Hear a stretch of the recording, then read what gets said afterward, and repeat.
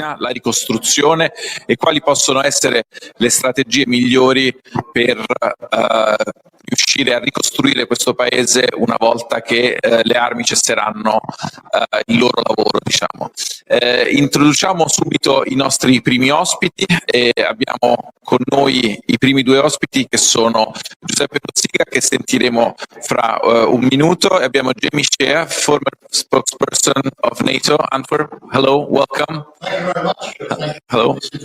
Please join me here in front of our panel. So we are here today, to explore the situation in the eastern flank of NATO. We know that there are a lot of issues on the table, political issues, military issues, and also a question of how is NATO going to react to, of course, these blended threats. This is the theme of the day. And so I would like to hear your points of view on this issue. Well, it's good to be in Rome and to be looking at Eastern Europe. I come to Rome frequently, and the focus is normally on Africa, the Mediterranean, the Middle East, which is normal because, as Napoleon said, geography is destiny. So I think it's encouraging today, from an Italian vantage point, also to be looking at Eastern Europe, because Eastern Europe is the responsibility of all of Europe, of course, and not just of the Eastern Europeans. I think the rationale for today's conference is the fact that after the Cold War, we had 2 decades of progress.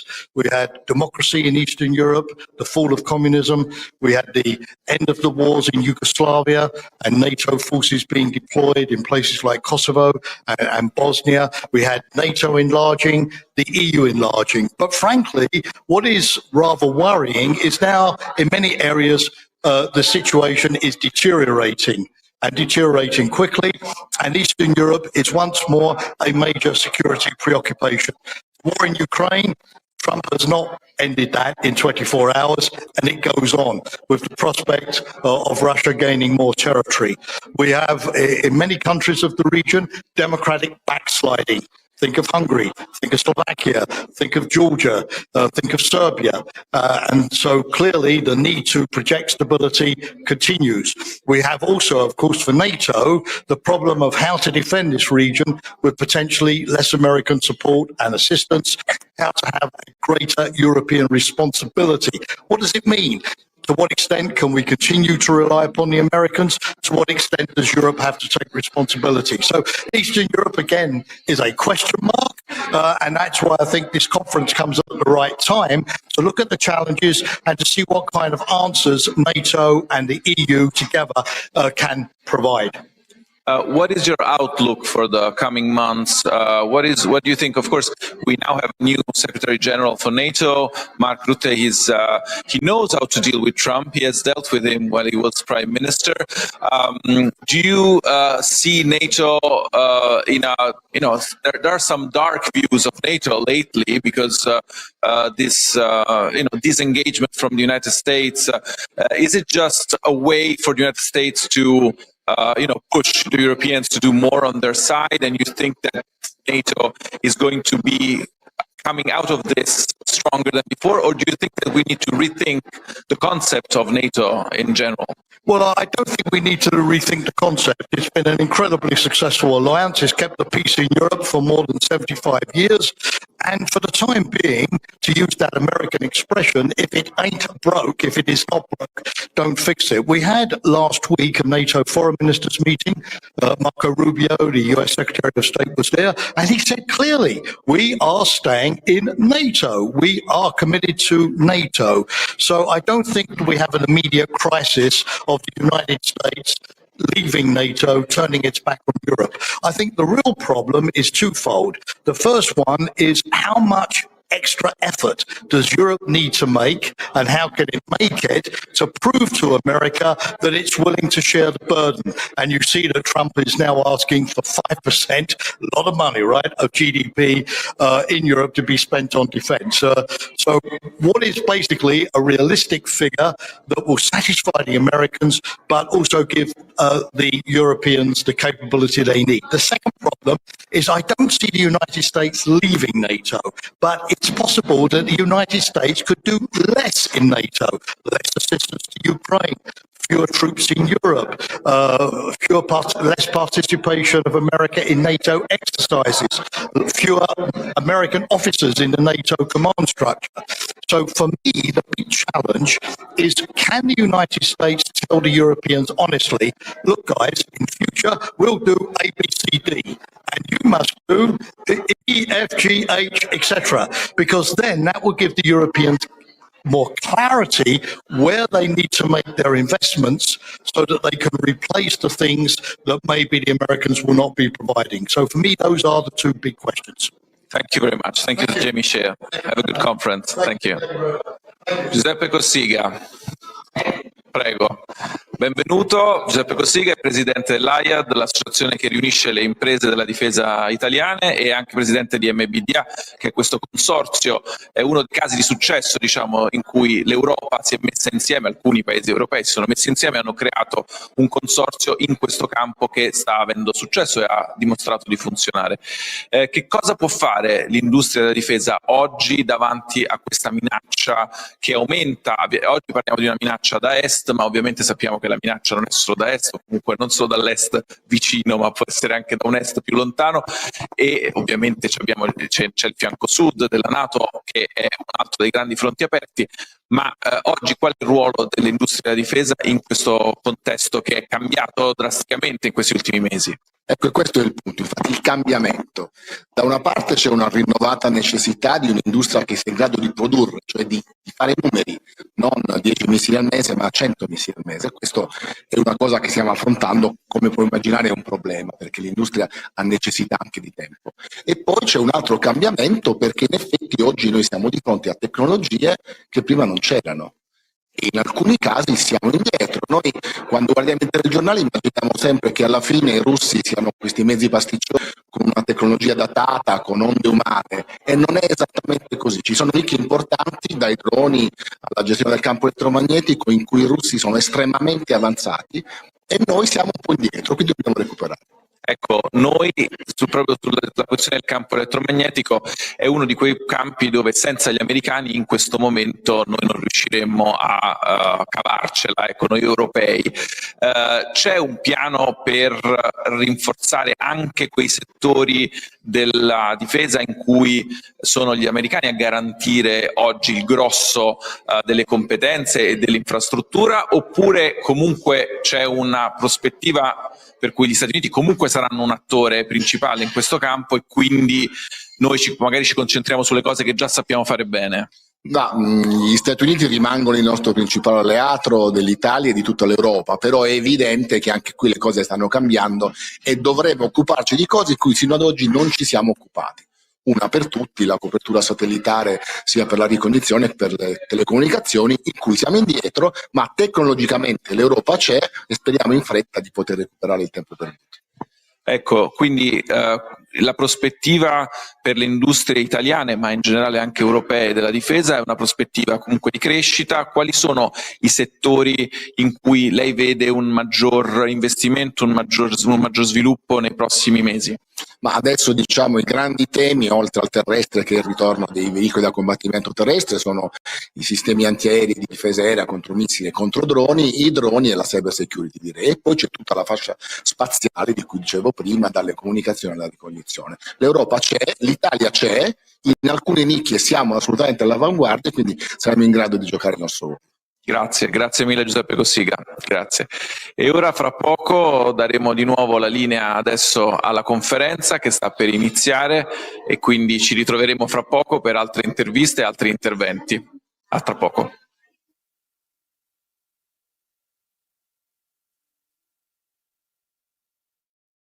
To be as close as possible and to join the Euro-Atlantic institutions. I am convinced, and I like to emphasize that today, that the transatlantic bond remains central to our values and our interests, to our view of the world. And NATO is at the center of this view and is going to remain there. I have no doubt about that. Today we have an ambitious program because we are going to analyze a complex situation from very different angles. We will address first the present scenario, where the relationship with the European Union and NATO is central. And we know that the process of inclusion in the European Union is already underway. We are then going to focus on the outstanding issue of the reconstruction of Ukraine. It has many different aspects, various kinds of resources, the main objectives of the process, and the possible timing. And we know that it's very difficult to envisage this at this time.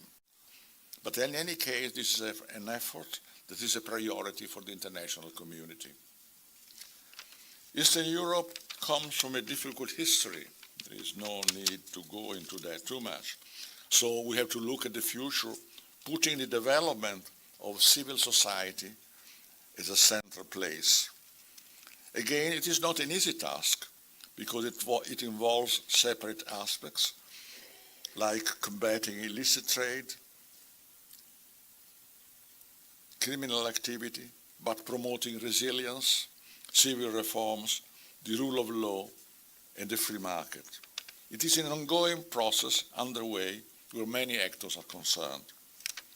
The agenda is very dense because we are doing our best efforts to have a qualified public on an overview in a difficult scenario.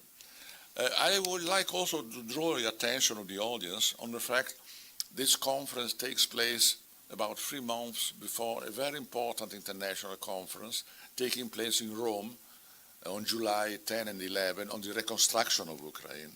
So this is a very important thing. In the adjacent room, there is a coffee break available if you like, if you want some refreshment, and have a get-together aperitif at the end of the conference. I thank you. I thank all those who have supported the project and made it possible.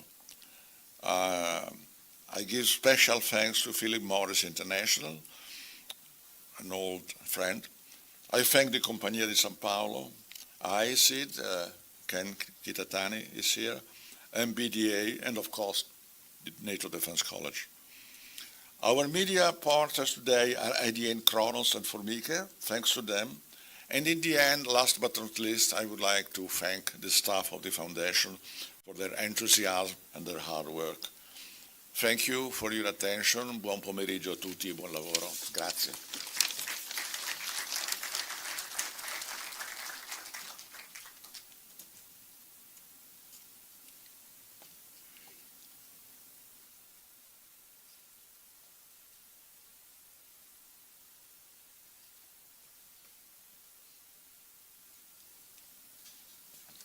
Good afternoon, dear participants of this high-level conference. My name is Alexander Prokhorovich. I'm from Ukraine, and as a co-chair of the committee in America, that recent decisions made by US administration on customs tariffs are not aligned with our committee's priorities, especially on trade facilitation. Well, it's a joke, but at the same time, we have a separate priority to fight with illicit trade and illegal import of commodities for ensuring development of bona fide taxpayers in Ukraine, our member companies. A competitive, innovative, and secure Europe does not begin or stop at its border. It is important for the EU to have neighbors, and especially EU accession candidates, that are also focusing on competitiveness, innovation, and security as the cornerstones of their readiness to join the European single market. Ukraine is an accession country that has the added huge challenge of fighting a war on its territory as a result of Russian invasion. Illicit trade has emerged as one of the greatest common enemies of both for Ukraine and the EU, complicating and slowing down the accession process, increasing criminality and instability in the region. For example, tobacco market. Just today in the morning, a new report was published regarding the level of illicit tobacco market in Ukraine. And the main conclusion is that After a year of decline, the shadow market is growing, unfortunately. Based on this report, in February this year, the volume of illegal cigarettes increased to 14%, which means more than 500,000 state losses annually. That is why government should focus on eliminating such threats for prosperity of nations and development of economies. I wish all the participants and speakers of this conference for productive and fruitful discussions during today's conference and create synergy of thoughts. Thank you very much.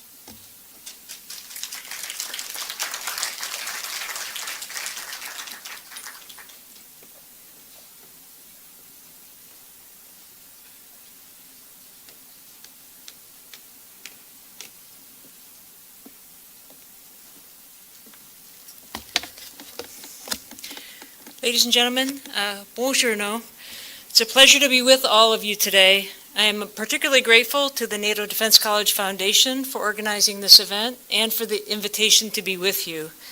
For those of you I have not yet met, my name is Suzanne Nielsen, and I became the Dean of the NATO Defense College almost 2 months ago. When I was first deciding to apply, I was compelled by the college's mission, which, as many of you know, is to contribute to the effectiveness and cohesion of the alliance, primarily through senior level education on transatlantic security issues, enabled by research on matters relevant to the alliance, and supported by engagement with allies, partners, and non-NATO entities with a 360-degree approach. Given the dynamism and complexity of our strategic environment, I believe that accomplishing this mission is more important now than it ever has been. As I looked over the program for today's event, I was struck by the extent to which it raises issues that illuminate both the challenges and the importance associated with accomplishing the mission of the NATO Defense College today. Perhaps most strikingly, war has returned to the continent of Europe with Russia's invasion of Ukraine.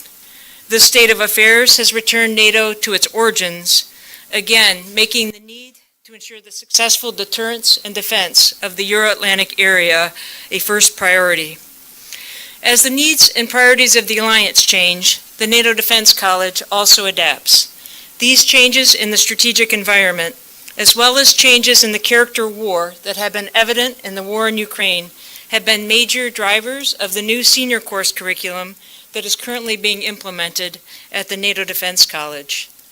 Today's planned sessions on the EU and NATO, as well as on the reconstruction of Ukraine, also call to mind key issues that we at the NATO Defense College must address as we prepare the senior military and civilian leaders in our courses to most effectively serve in and partner with the alliance. In addition to imparting knowledge, we also work to foster skills and the cultural awareness that not only build cohesion and transatlantic solidarity, but also enable the effective partnerships essential to success in today's world. These partnerships may be among intergovernmental organizations, such as the European Union and NATO, or with other actors, including those from the private sector. Sometimes in the activities that we engage in our professional lives, we hope that we will also have productive networks of colleges and friends that result. At the NATO Defense College, this is more than just a byproduct. It's central to what we do. We not only seek to foster what our commandant calls human interoperability, but in all our activities, we seek to build community among allies, partners, and non-NATO entities who are stakeholders in the Euro-Atlantic and in global peace and security. The final session on today's agenda on blended threats and regional resilience reflects well the demands of strategic thinking in today's world. We need to further the development of military and civilian leaders who think holistically and who can navigate uncertainty and complexity in our pursuit of the security of states and of the well-being of our populations. As we pursue a better future, we must acknowledge the significance of political, economic, social, and cultural, as well as military considerations. Overall, this conference provides an ideal opportunity to discuss how NATO and its partners can collaborate better together on addressing combined threats emanating from state and non-state actors in a wider Eastern Europe. I'm very much looking forward to the discussions to come. Grazie.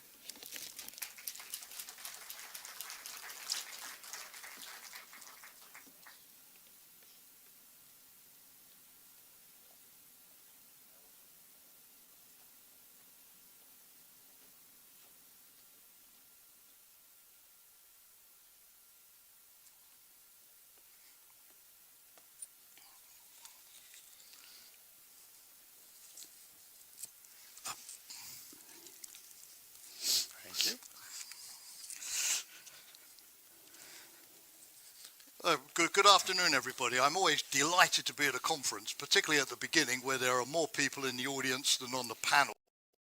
In my NATO career, I was often in the reverse situation.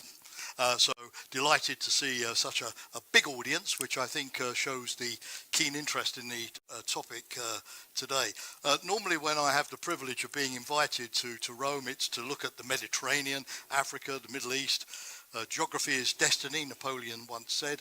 So I'm delighted also to be today in Italy to discuss Eastern Europe, because Eastern Europe is a problem for all of us in Europe and the transatlantic community, and not just for the Eastern Europeans. So congratulations, Alessandro Ministerizo, my former boss as Deputy Secretary General, and the NATO Foundation for broadening our horizon today.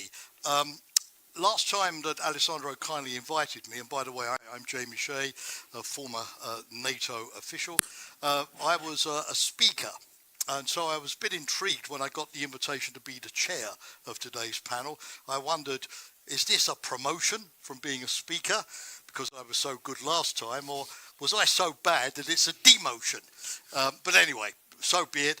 I'm really very, very pleased to be able to introduce four excellent speakers to you. Three are in the room. The fourth from Kiev, Oksana Odsarcha, will be with us soon if she's not up there already. And she will be the fourth person to intervene today. It's going to have to be fast and furious, ladies and gentlemen, because we have one short hour and a lot to get through. All I will say in just 1 minute to frame our discussion is that, you know, it can be very frustrating, an official or a diplomat, because all of the things that you spent your career over decades working on, and where you thought that, not because of you, but because of the work of your institution, you'd achieved a kind of definitive, lasting, permanent result, can suddenly unravel. And Alessandro, from our time at NATO, will remember that for a while after the Cold War, Eastern Europe was a fantastic success story for all of us, both in NATO and the EU. The spread of democracy, the fall of communism, all of kinds of neighborhood policies, the progressive enlargements of the two institutions, the projection of security and stability, opening up the prospect of further enlargements beyond what we might have thought was classical Europe, to Ukraine, to Georgia, to Moldova. The interventions in the Balkans in the 90s, which were difficult, but which brought about, and then the EU with forces on the ground, a degree of stabilization. We thought that, you know, that was a kind of final success story, that never again would the status, the security status of Eastern Europe be challenged. And so it's frustrating, but we are where we are, that today in 2025 we have to recognize that anything that you do is always provisional. And as Edmund Burke, you may be familiar with him, famous 18th century UK politician, once said that now what prudence, foresight and determination cannot build up in 100 years. The war in Ukraine, and how do we still ensure that that brings an outcome that is consistent with the independence and sovereignty of Ukraine, but also the security of the wider Europe. The fact that now security in Eastern Europe is going to cost both NATO and the EU far more capabilities and far more money for a longer period than we'd hoped at the time when a partnership with Russia still seemed possible. We still have tensions in the region, particularly, for example, if you look at the Western Balkans today. We unfortunately look at Georgia, see democratic backsliding as well. And if the military threats were not big enough, there is also, of course, all of these hybrid warfare activities, which pose the issue of how resilient is the region to cope with the full panoply of threats that we see. It's not easy to make progress at a time of war, but the question is still there, to what degree, when one looks at the reconstruction of Ukraine, the future of EU enlargement, the future of NATO enlargement to the region, to what degree can we still keep that momentum going in the hope that sooner or later, one day, we'll be able to relive the 1990s rather than to have the endless terror of a continuation of 2022 to 2025. So that is really the exam question for our speakers today, to try to give us not just analysis, but a sense of where do we go from here. There's a famous Irish joke, of course, about getting lost in Ireland and asking a man coming out of a pub, how do I get to Ballymurphy? And he says, I would not start from here.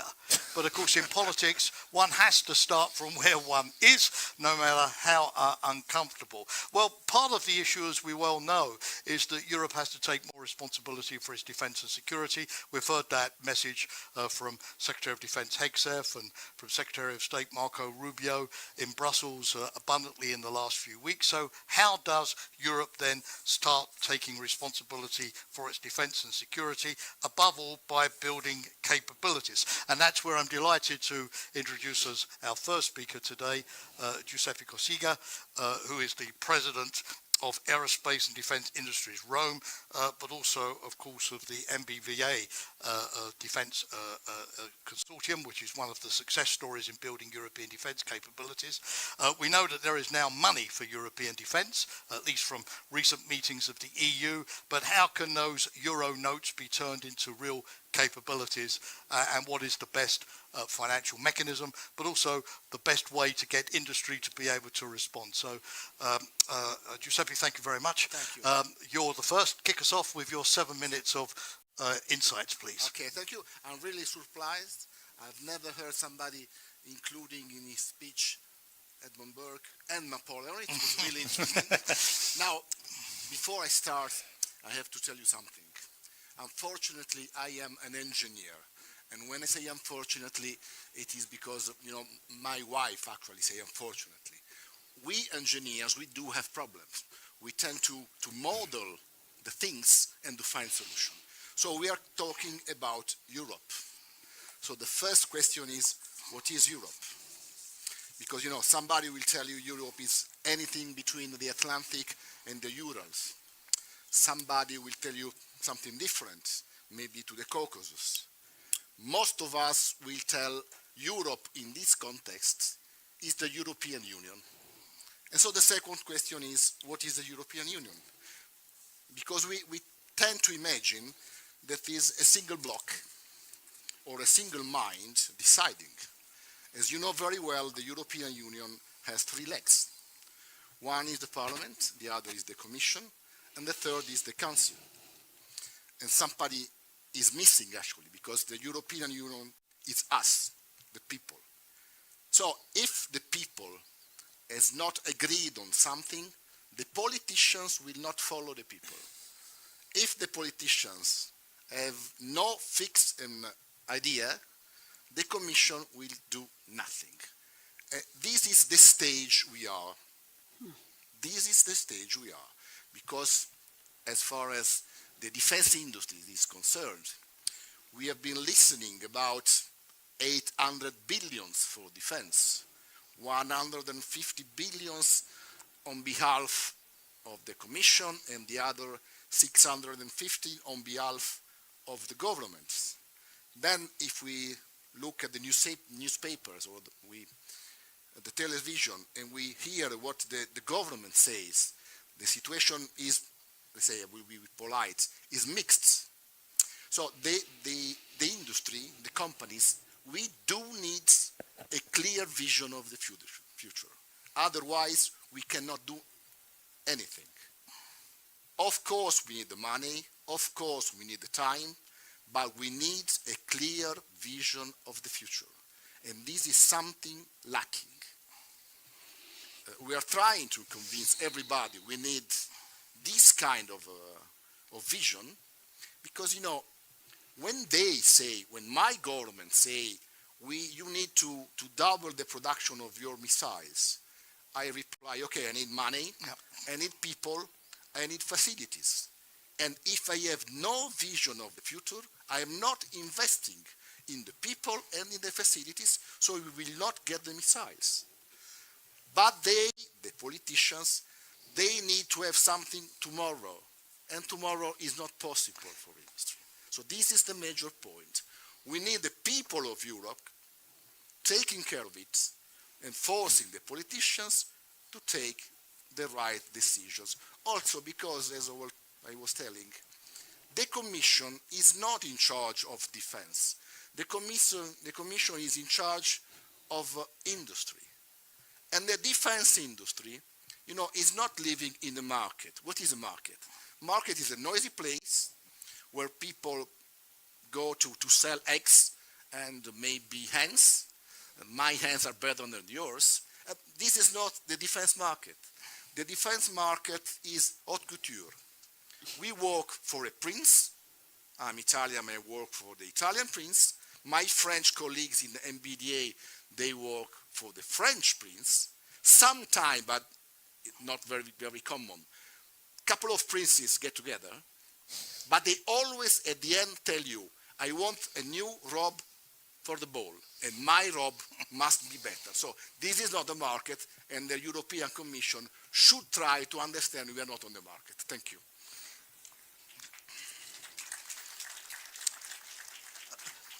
Giuseppe, thank you very much for a very clear statement, and also for keeping commendably within the 7 minutes, which probably I didn't in my introduction, so thank you for that. And now I go to Alina Enea, who is from Bucharest. She's currently the lead advisor at the Aspen Institute in Bucharest. Somebody who also worked very closely with Alessandro's successor as the Deputy Secretary General of NATO a few years afterwards, Mircea Genoa. So as we're speaking Eastern Europe, having the perspective from the Black Sea, from Romania, is absolutely indispensable. Alina, the floor is yours. Thank you. First of all, Jamie, let me tell you that not only for officials it's very difficult to live through these times, but also for analysts, trying to figure out what the heck is going on, trying to make a sense of all the news that are coming in, not to mention the fake news that are continuously coming in. So it's not easy for anybody. Especially for me on this panel, trying to talk about Central Europe, which is a very non-homogeneous conglomerate. But however, I'll do my best, and I'll try to focus on things which are common, and I'll also try to go through what I think are the three, for me, the way I see it, the three possible, probable and possible scenarios. So the current situation in Central Europe is being shaped by three very important dimensions. The first dimension is internal politics. And as you probably know, because I'm pretty sure you follow, internal politics in all of these countries is extremely turbulent. It's very dynamic, but it's also very turbulent. We have elections coming up in Romania, and everybody knows how well this is going. We have elections coming up in Poland. We also have elections coming up later in the year in Czechia, and then probably again Bulgaria, because they keep having elections. They've been having elections for the last 2 years. And then, very importantly, we have elections coming up in Hungary in next year, 2026. There is a extreme right, nationalistic, sovereignistic, anti-EU, so it's more than EU skeptic, anti-EU surge across the region. You have seen it spectacularly in Romania. You're probably unfortunately going to see it again a month from now. But it's not only Romania. We also have the Fico of the regions, and we have, of course, the Orbans of the region. A breakthrough might be coming in Poland, where we might be getting, maybe getting a leader of a different profile than what I've just explained. To add to all of this political turbulence, we have very heavy Russian interference in everything that is politics and in everything that is economy. and this has been widely documented. I will not necessarily go through it. The second important factor is security, and as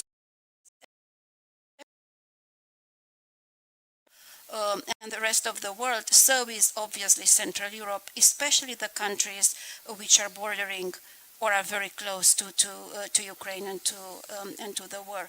We have countries throughout the region who are only, now we can say, only at 2% of their GDP going into defense, with a notable exception of Poland, which is at almost 5 and pledged to be at 5, but this is obviously not enough. And we have countries that are seriously preoccupied to expand their domestic production capabilities, but going from a very low beginning, if you want, very old industrial base, undeveloped industrial base, with the exception of Poland and with the exception of Czechia, who have their national champions. The other countries are not doing that greatly. Very little cooperation when it comes to defense capabilities, joint procurement throughout the region, as it is throughout Europe. And economy, of course, where you have, in the region, you have countries which are export-driven, Czechia, Hungary, Poland, Slovakia, which are going to be heavily impacted by the tariffs that Trump has just announced recently. They are integral to the European supply chain, hence they are going to also be affected because Europe, Germany is going to be affected. In addition, you will have sector-specific challenges, automotive I mentioned, and also the pharmaceutical industries. How can things evolve? And the three scenarios that I think are, I see them as both possible and probable, because they are not necessarily at the same time. They must be going in sequence. The first one is strategic autonomy. Everything that is going on, everything that is being driven from the US by Trump's policies might lead to a strategic autonomy, not only in Europe, but especially in countries of Central Europe. In economy, you have a moderate downturn, and you might have the EU cushion. In security, you have NATO strained, but you don't have NATO destroyed, and you have defense, EU defense rising. And in internal politics, you have moderate tension, but you have an EU-friendly push. The second scenario is fragmentation, where you have a sharp downturn in economy and you have protectionism, NATO falters and you have chaos everywhere, and then within the countries you have populism and authoritarianism. And the third scenario, which is realignment, you have, economically speaking, or in the economy, you have the countries of Central Europe moving towards markets other than the US because of the US tariffs, obviously Asia, countries in Asia. You have NATO restructured, and you have regional pacts. And in domestic politics, you have polarization, but you have new political forces, young, youth-driven, EU-friendly political forces. Why I'm saying that these scenarios are both possible and probable is because I see them in sequence. I see a push for strategic economy. I also see it being followed by fragmentation because of the impact on the economic scene, and also because of the impact of EU's inability, and here I am in the same line of thought probably with Giuseppe, inability to really address all of these issues. But then I finally see realignment. And this realignment might be ended with the 2026 Hungarian elections, where TISA party and Orban's competition has a good chance of winning, is likely to win, as the opinion polls show.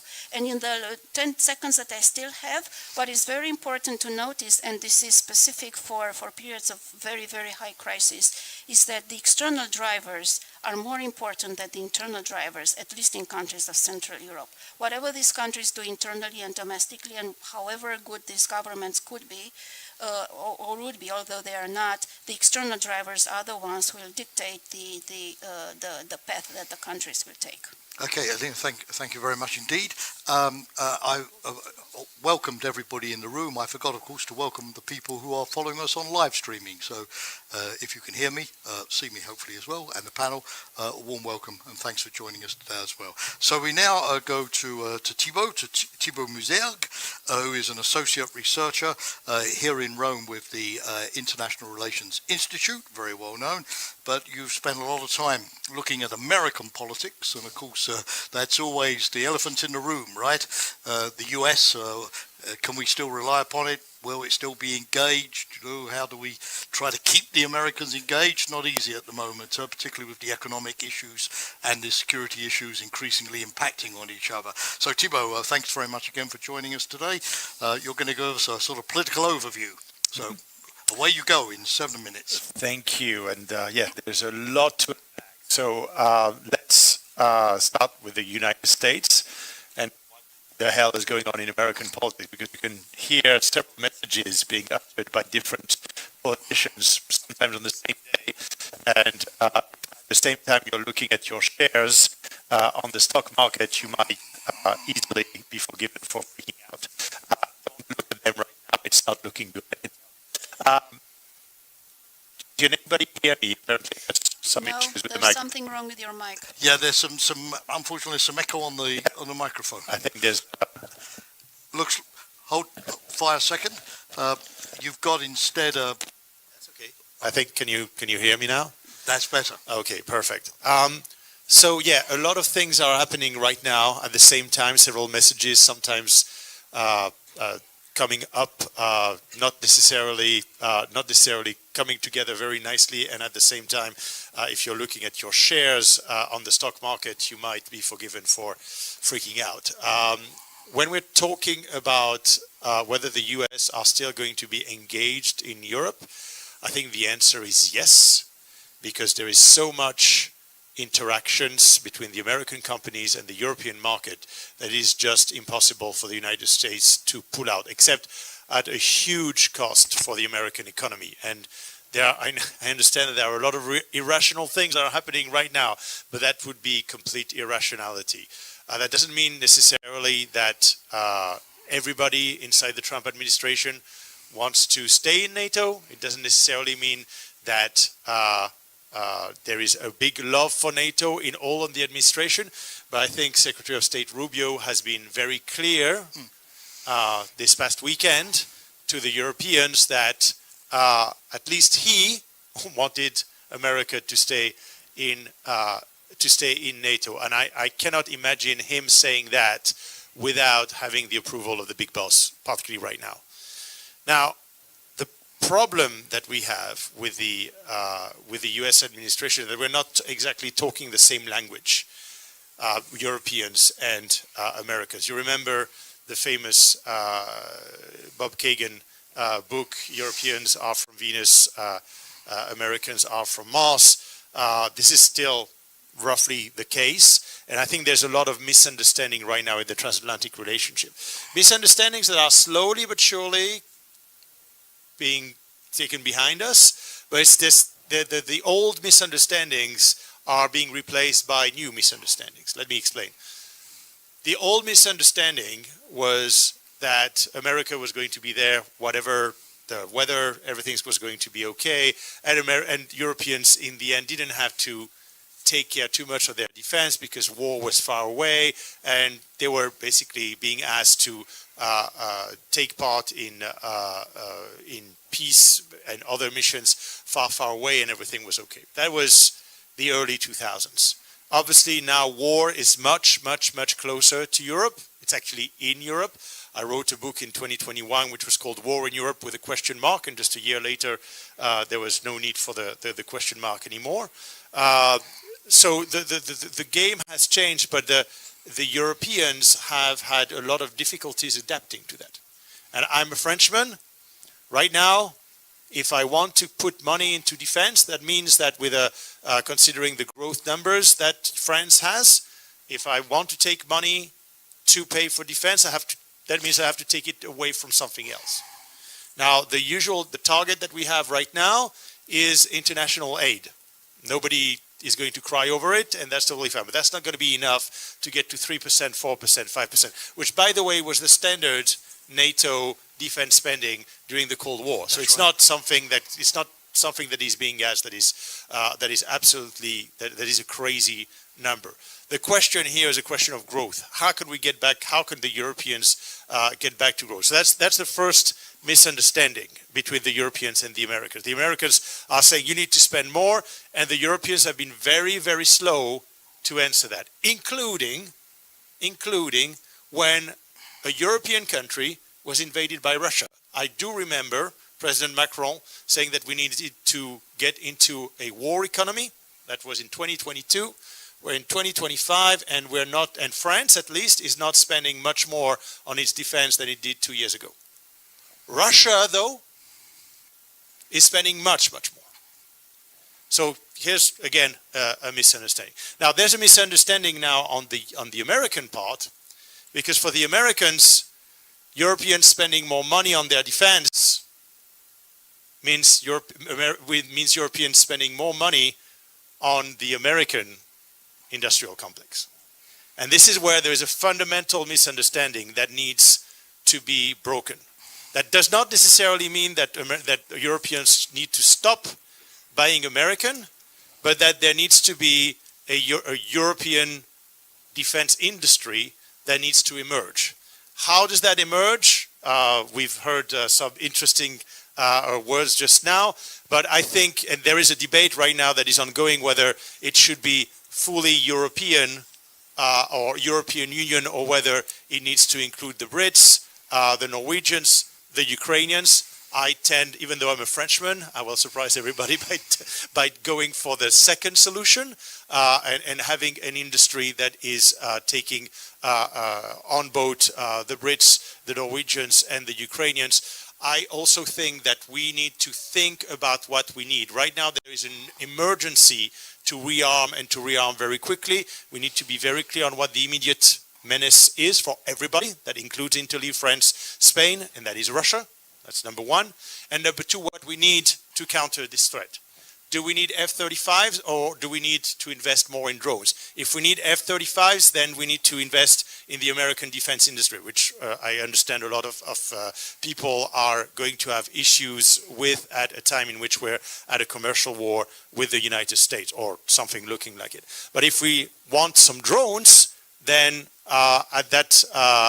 if we want some drones, then probably the most capable allies that we have are the Ukrainians, because the Ukrainians are making loads of them for a very low price, and we need to integrate Ukraine into our defense structure and our defense strategy. And I will leave it here. Thibault, thanks, and thanks to all speakers for being incredibly disciplined when it comes to the 7 minutes, which gives us more time for discussion. Thibault, thank you very much. You put some interesting questions about the balance between EU investment and investment in the United States, and the priorities that Europe should look for in terms of new technology versus more sort of standard equipment. Maybe when we get to the Q&A, Giuseppe will respond there. But in the meantime, I'd like to thank for her patience, Oksana. I can see you, Oksana, on the screen. Hopefully you can see and hear us here. You're nodding. That's a good sign. So thank you for being patient on the screen, waiting for your turn. But your turn has come. And of course, in a week where European defense ministers are meeting on the Ukrainian peacekeeping force or reassurance force, where Ukrainians are going to Washington and negotiate on a minerals deal with the Trump administration. A lot is happening. So do you feel that at least you're getting the support that you need? What more needs to be done, and what's your assessment of how Ukraine could continue the process of Euro-Atlantic integration, even in these terribly difficult circumstances? You're the advisor to the Deputy Prime Minister for European and Euro-Atlantic integration in Kiev, so you are obviously the best person to answer these questions. So the floor is yours, and we look forward to what you have to tell us. Thanks for joining us today.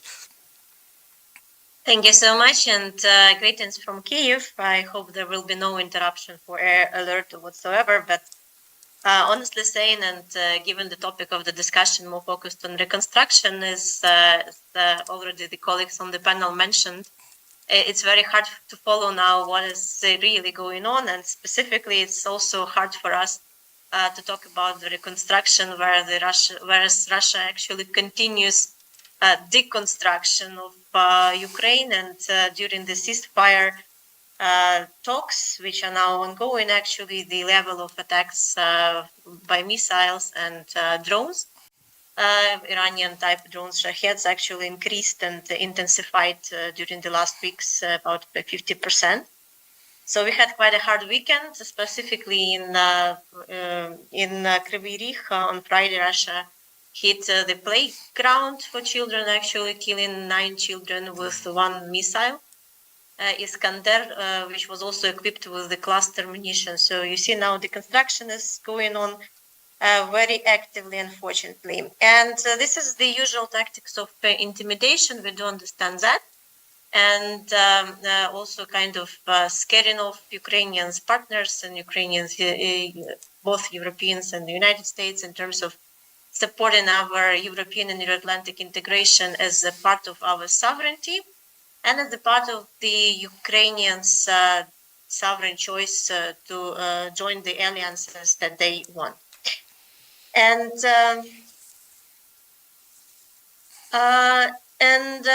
so we've been discussing, and I heard several interesting ideas in the panel. And so for us, the European and Euro-Atlantic integration, so integration both to NATO and the European Union, is actually 2 wings of the same bird. For us, it's basically moving to Europe. And in that regard, I would probably refer back to one of the speakers' points. So what is Europe? So we tend to define Europe not geographically, rather, but the community of the same values. And for us, rejoining this community of the same values, which are the liberal values, the democracy and democratic values, freedoms of speech, of beliefs, of culture, and freedoms of market, is one of the top decisions of the Ukrainian people, which were expressed, and actually, despite all the hardships, the level of public support towards EU integration and towards NATO integration remains extremely high. With regard to NATO, actually, it's still, the situation is not very much black and white in terms of perceptions. So we hear a lot of messages with regard that NATO would be the no solution for the near time, at least, because of the Russia clear red line, etc., etc. But for Ukrainian people, I think in terms of military support, probably NATO is now seen a little bit differently. The general narrative is that NATO proved to be very indecisive, very slow, and NATO hasn't provided little support for Ukraine. So all the little support was provided by bilaterally or through this multinational new formats like Rammstein Group or others. And but with regard to that, NATO is seen as rather a political construct for the stable, just, and long-standing peace for future. So, and for us, it's the part of the package for the possibility of the just and long-standing peace. Contrary, the EU now is seen by people as an active partner. So I just want to remind that back in February 2022, when we had these first hours of large-scale invasion, actually the actual weapons deliveries from the European Union started within 48 hours. And that was extremely prompt reaction, which actually fascinated some of the Ukrainians, because we probably expected that more from NATO than from the EU, but this is what it is. And in general, EU also established a very effective military mission, so we are thankful for 73,000 Ukrainian military being trained through the EU MAM. And with regard to the practical support, so we are talking here about 143 billion euros for general assistance, out of which 50 is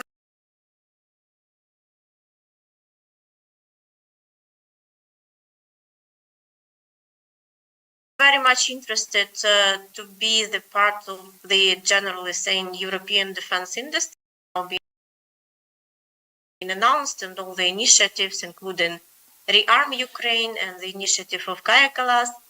So we are in touch with our European partners and we are ready to contribute. So it's not only one-way process where we expect the assistance coming in, and getting nothing back to the European Union. On the contrary, we would be happy to share the first lessons learned from the ongoing war and combat actions. And indeed to help to shape this vision, what is needed under the new modern conditions of war.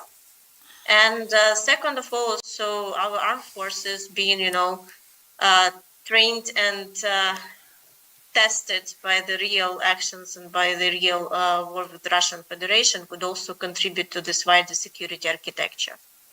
And the last point, not to exceed the 7 minutes time. Thank you, Oksana. Is Go ahead, please. Just last point on the complex threats that the European Union is absolutely correct that no defense planning, no acquisition of defense industry, and no money relocation can be possible without people's opinion. But we need to be very cautious who is actually shaping this public opinion that you mentioned and people's will. And in that regard, we see that increase of Russian hybrid action and influences interference into social media, into the political parties' finance. So I think without this very prudent and very active actions on different fronts, not only on the military industry development, but also on defending the democratic values and principles in social life, the success will not be reached. Thank you, Oksana. Thank you very much indeed. And stay there, please, because we'll have hopefully some time for questions and discussion. I would say in defense of my old organization, NATO, that it doesn't have weapons of its own. So, of course, they would always be transferred to Ukraine on a bilateral basis. But, of course, NATO has taken over the coordination of that and the training at the Wiesbaden Center. But that's not a debate we need to get into now. But thank you again for very clear messages. Just a quick follow-up, as audience, please prepare your questions. Giuseppe, would you like quickly, and I know you're very succinct, so to respond to some of those questions that were raised about defense production by Thibault? Actually, in Europe, one of the problem we have is that the attitude of the different countries toward the inclusion of other countries within the European defense industry scheme and framework is different. So France does have a very special relation with the United Kingdom, the Lancaster House Treaty. So France is wishing of having the UK with a special agreement joining the defense compound in Europe. And Italy, for example, we say European means based in Europe with the technologies and money remaining in Europe, notwithstanding the controlling entity. So if Fiat, former Fiat Avio or Avio GE in Italy, they produce airplane engines, they are controlled by the Americans. But for us, it's okay, it's fine. Because they can get access to European funding. This is not the position of the French. The British are okay, but not US-owned company. And then on the other side, we have other countries such as Poland or even Germany. They say, I need my stuff tomorrow. There is no way to get this stuff from the European industry, so I'll buy American. So we have different position. My position is there is no European defense industry without the UK. This is impossible. We can consider at least Norway as a specific important partner, and this is the reality. So let's find a solution, because if we don't find a solution, there will be no safe industrial production of military equipment in Europe. Yeah. So this is the point. So defining the participants first and then moving ahead. Very clear message. Alina, I wanted to ask you after what you said, again, just a brief comment. Are you in Romania more worried about the sort of classical military threats, Russia, ships in the Black Sea, the spillover of the war in Ukraine, or you seem to be very worried from what you said at the end about sort of the hybrid situation, the internal resilience factors and the ability of government society to deal with those resilience issues. I mean, how much progress has Romania made here? We are worried about both because both have very obviously destabilizing potential, as events have proven in Romania lately. But also the military. The military is extremely important for us, and we are worried not as much about land, defense or land attacks, but we are very worried about what happens or might happen in the Black Sea. We have drills going on, baby drill. We have drills going on in the Black Sea, or very soon we'll have, that need to be protected, and the protection of those areas is of extreme importance to us. The Black Sea is as you very well know, under the A2AD of Russia, so that is of concern to Romania. And there is no easy solution because of the straits which are being controlled by Turkey, and NATO ships not being able to come into the Black Sea. So that's of extreme importance to Romania. But I don't think we should put the hybrid warfare and the methods that Russia is using when it comes to its interference. I don't think we should not look at them extremely carefully and extremely seriously, because, as I said, and as it was proved, they have very high destabilizing factor. Not only because they can change the course of elections, but also because the Russian narrative is so well being rolled on social media that it really reaches a lot of people, and that it really brainwashes a lot of people, and not only Romania, throughout Europe and throughout Central Europe, especially, I would say. Thank you very much. And Thibaut, very quick question from me to you. You mentioned, of course, what the Europeans are now doing to respond to the current context. Are they doing enough? Are they spending enough?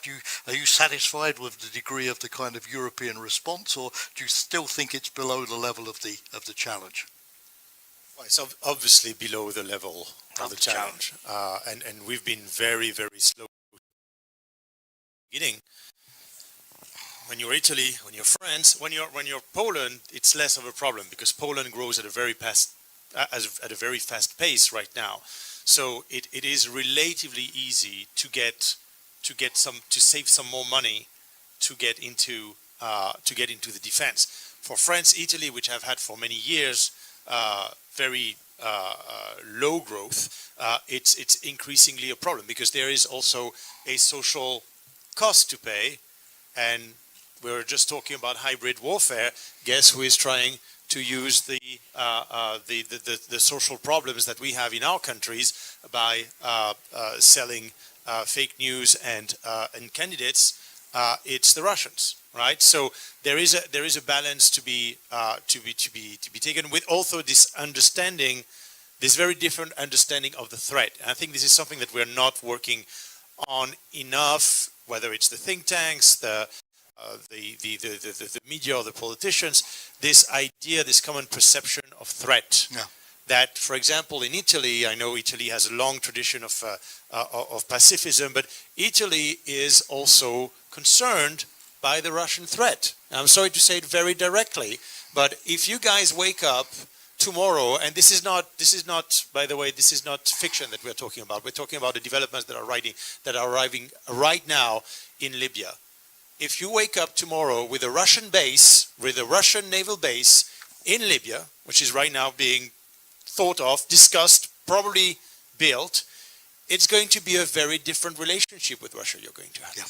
As Italians, right? So I think this is something that we need to really to work on, a common perception of the threats and how we react to it, because there's also disunity, including in Central Europe, with people saying that, oh, the Russians are too strong, we need to find an accommodation with them, which is what not only, I mean, people obviously will say, oh, Viktor Orban, but it's not only Viktor Orban. This is something that is actually shared in some candidates in Romania, some candidates in Slovakia are saying, and this perception, which is coming more from the Baltic, that there is a threat that needs to be confronted. Okay, thank you for that, and thank you, of course, for reminding us that the Russian challenge, as it were, is not just in Eastern Europe, where we seem to talk about it all the time. It has it's all around Europe, right, and beyond as well. And we need to keep that perspective in mind too. Thank you. And then, Oksana, just a quick question to you, and then audience, it will be your turn, I promise. You're obviously a candidate for EU membership. How much of the actual negotiations with Brussels are you able to conduct in this wartime situation? Is everything going to have to wait for the end of the conflict before really moving ahead? Or are, in terms of the EU chapters and the alignment, the legal norms, the standards, are you able to sort of get on with a lot of this even in today's difficult circumstances? I think that would be interesting for us to know. Thank you so much, Jamie. So first of all, absolutely, we are in the process of discussions with the European Union. Our ambition is to have 3 clusters negotiation opened. So we passed through the screening, bilateral screening with the European Commission in these 3 clusters. And it's actually not exactly the war which is preventing us to open the negotiations. The formal negotiations is one of the Eastern European countries of the European Union. And we hope 2 ministers of foreign affairs, Minister Siriatro and Minister Sibiga, met in Brussels last week. So we hear some positive signals, and we work actually today also one of the meetings we held how to move this process ahead. So we developed the roadmaps for reforms to open the first cluster on fundamentals, which is, I think, the basis. We quite in the progress for the security and defense policy and the foreign policy cluster, and also one on the free markets. So this process is ongoing. And if you ask about the expectations, I think from the European Union in Ukraine is, first of all, I think that we expect unity inside of the EU, because unity is actually the very powerful weapon that the European Union has. And I think that attempts of Russia to disrupt this unity is actually the signal that Russia considers to be very, strong weapons against Russians, imperialistic and kind of Soviet ghost mentality. And we also expect that more courage in the political decisions in terms of that Russia should pay, actually must pay for what is done. And specifically, I'm talking here about the frozen assets of the Russian Federation. Yeah. Those decisions can actually contribute exactly to the development of the EU defense industry and to be this basis for the future defense and security architecture. Thanks, Oksana. Thank you very much. Ladies and gentlemen, we still have a few minutes left. So please, anybody with their hands up who wants to come in. It's a bit dark at the back of the room because of the lighting situation, so please gesticulate furiously with your hands so that I could see you. We've got time for a couple of questions. Be grateful if you could also identify yourselves. Sir, please go ahead, and also make it clear to whom on the panel you wish to put your question. So, we need a bit more sound there. No, it's not. We need more sound. That is okay. Excellent. Exactly what we need. My name is Jakub Brzeźniewski. I'm an independent analyst, and this is for the panel as a whole. You brought up the F-35 program as well as the reorientation, regionalization of NATO procurement, the development of a European defense industry, and the F-35 program, apart from the airframe it delivered, was also meant as a new paradigm for NATO-wide acquisition and development. It is only now fully coming online with the delivery of the last series of airplanes to Norway, and it had some serious problems through its development process with cost overruns and significant delays. Yep. Is there anything from that process, as the Americans announced the F-47 sixth generation fighter. Yep. Is there anything from that process that can be developed or salvaged? Is there an appetite for joining the F-47 development in the same manner as the F-35? Gotcha. Okay, we got the question. Forgive me, but it's just that the time is a very rigorous dictator always. But thank you for that. I think obviously that's a question for Giuseppe. Let's take maybe two more and then we really will have to wrap up. So where do I see a microphone, please? Yes, please, at the back. Yes, I'm here. Ah, you're here. Sorry, there was somebody got up at the back. You're there. Thank you. My name is Carlo Trezza. I'm a member of the executive board of the foundation. My question goes to Mr. Cossiga, who mentioned the fact that there can be basically no meaningful European industry without the United Kingdom, and yet the UK has been outside of the European Union for almost 10 years. So in what kind of framework do you think that this cooperation can be established? That's a very good question. Thank you very much for that. So all the questions for Giuseppe, before you take the floor, just an opportunity for any third and final person. That's all we're going to have time for, unfortunately, to come in. Last chance. I feel as if I'm the auctioneer at Sotheby's, giving you the final chance to lose a fortune on a piece of art. You know, nobody else. Okay, so Giuseppe, thank you. The floor is yours. The first question. The F-35 has been an operational choice for many air force in Europe, not an industrial choice. The F-35 has no effect, is of no interest for the European industry. So this is the point. We have lost an opportunity. We are buying American, and we, as usual, we lost an opportunity. And then for the next generation, for the sixth generation system, we are responding in a very European way. There are two of them. The FCAS of SCAF, the French and German one, or the maybe French and German one. It has been postponed to maybe 2040. And then there is a rather unusual British, Italian, and Japanese one. It's nonsense from the industrial point of view, of course. It's nonsense for Europe. I'm afraid the American will win again. So either we Europeans find within Europe or a solution, or the American will always win. This is the point. And the third one, okay, we need the British industry. So the only way, the most reasonable way, is to make a special agreement for the defense industry and for defense between the European Union and the United Kingdom. This is the only way. I'm talking about a special case for the UK, because as you can understand, if we say a special agreement with NATO, so NATO is the United States, it's not going to work for as far as industry is concerned. NATO is Norway, that could be fine. They are rather a US control industry, but it's fine. And then we have Turkey. And this, as you know, in the European Union is still a problem, because the Greek will never allow the Turkish industry to be allowed to obtain financing from Europe. So this is Europe. This is the Europe we have for the time being, but we really need the UK. Yep, and Keir Starmer's going to Brussels for a summit with the EU in May, so fingers crossed, Giuseppe, fingers crossed. Obviously, I'm giving away my passport when I say that. Thibaut, one sentence on that then, please, because we have to wrap up. And Alina, a sentence as well. Yeah, I think on the... Is this working? Yes. On the F-35, I think political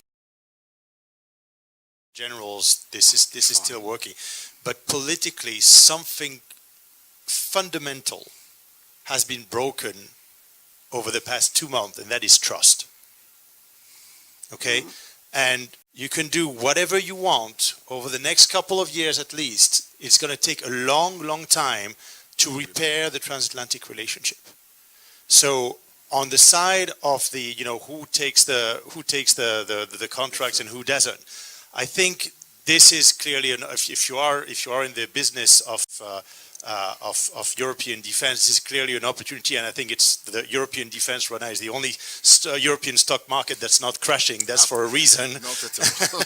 but you know, I mean, this is something that we need to understand that inside the relationship there is something broken. This is trust, and that's going to take a long time to repair. Yeah, it takes a long time and easily damaged. One sentence then, please, Alina, from you. Yes, I want to pick up on this issue of having UK included in the EU defense industry or part of the package. I think we are beyond that question. From everything that is going on, looking at the rearm readiness 2030 paper that came out, the things are, as I said, beyond the question. The problem is, how do we help them fund this? How do we include them in the funding package, in the 800 billions or probably even beyond? And now we are looking. The Commission is looking at solutions to this problem, to the extent that there are talks about the Northern Defence Fund that Poland, UK, Sweden, Finland, and Norway, because Norway also needs to be included. There are talks about this Northern Defence Fund. So I think we are beyond asking the question. We are looking into how do we make it happen. Absolutely. Well, thank you very much to my panel. What we've heard is that there are different scenarios in Eastern Europe still, which is frustrating, but good scenarios and not only bad scenarios. Of course, how do we swing the cursor towards the good and away from the bad? We learn that economic security and military security are increasingly intertwined, so we need to manage both. Europe is responding, but the question is it enough given the pace of events? How to keep the US engaged and convince the United States of the merits of that engagement, but to make the transition to a greater European defence role more cooperative. Time, money, and American encouragement. We heard about Ukraine and what it needs, but good news that it's still able to progress its membership application with the Commission even in these difficult times. But we heard from Oksana that we need to be united, we need to have courage, and we need a comprehensive strategy for dealing with Russia. So those are my takeaways. Again, thank you so much to the panel. I think Oksana had to leave us in the meantime, so my thanks to her through the virtual space. Thanks to the three panelists in the audience. Hopefully we've got the conference off to a good start. I'm now going to invite our panelists to exit the stage gracefully. To applause, rapturous applause please, from all of you. And in the meantime, I would like to ask our next speaker, a special intervention from Teresa Czerwinska, Vice President of the European Investment Bank. Madam, you've heard a lot while you've joined us about financing and investment and the private sector, venture capital. The EIB has always been in the spotlight, of course, in a lot of these discussions. Can it loosen its criteria? Can it go beyond dual capability financing? What message did it send to the other banking sector about the prospects of putting more money into defence programmes? You may want to talk about other things as well, but I know there'll be interest in those topics. I will exit the stage, but I'd like on behalf of the NATO Foundation today to thank you very much for coming from Luxembourg and for joining us here today. We very much look forward to your intervention. So thank you. Thank you very much. Good afternoon to all of you, ladies and gentlemen. It's a great pleasure to be here today in Rome as Vice President of the European Investment Bank responsible for operations in Ukraine. It's again important discussion personally for me, and also topics you've touched upon today. So it's my pleasure to make introductory remarks to the panel on Ukraine's reconstruction, the reconstruction challenge. As it has been mentioned, European Investment Bank is very well known to this very audience. We are a financial arm of the European Union, and we are providing financing to projects and programs in order to achieve public policy goals. So we are very special animal. We are bank, we are financial institution, but at the same time we are driven by the policy goals. We are owned by 27 member states, and their political guidelines are guided us in our daily business. As you also know, EIB, as the EU bank, stands by Ukraine since day one of Russian full-scale invasion. And we decided to disburse very quickly to Ukraine almost 2 weeks after the full-scale invasion, more than 2 billion euros. We decided also to address Ukraine's most urgent needs, making our procedures more flexible, and also by repurposing also some loans in our portfolio, which we have been collected before the war started. Just to remind you that EIB is a significant investor in Ukraine. Before the war, we collected a portfolio of amounting of 7.5 billion euros in public and private sectors, and our portfolio has been very well diversified. We are investing in energy, transport, but also in social infrastructure. 1/3 of our portfolio in Ukraine is dedicated to private sector. But just to underline between the difference between public and private, we put more attention to invest in public infrastructure. Today, I'm really happy that you are going to discuss the reconstruction challenge, and I wanted to share with you perhaps a couple of remarks just before the discussion, and also how do we in the European Investment Bank, how do we see the reconstruction challenges in Ukraine? So first of all, we are investing in Ukraine. We haven't stopped our activity during the war, so we are active during the war, and we recognize the rebuilding of Ukraine as not just a task for us, it's a mission. So, and this mission presents, of course, several challenges. The first challenge we are facing, and this is extremely huge and important for us as a financial institution. We must rebuild Ukraine's critical infrastructure. Roads, water system, energy grids are essential for the country's recovery and growth, and demand substantial investments.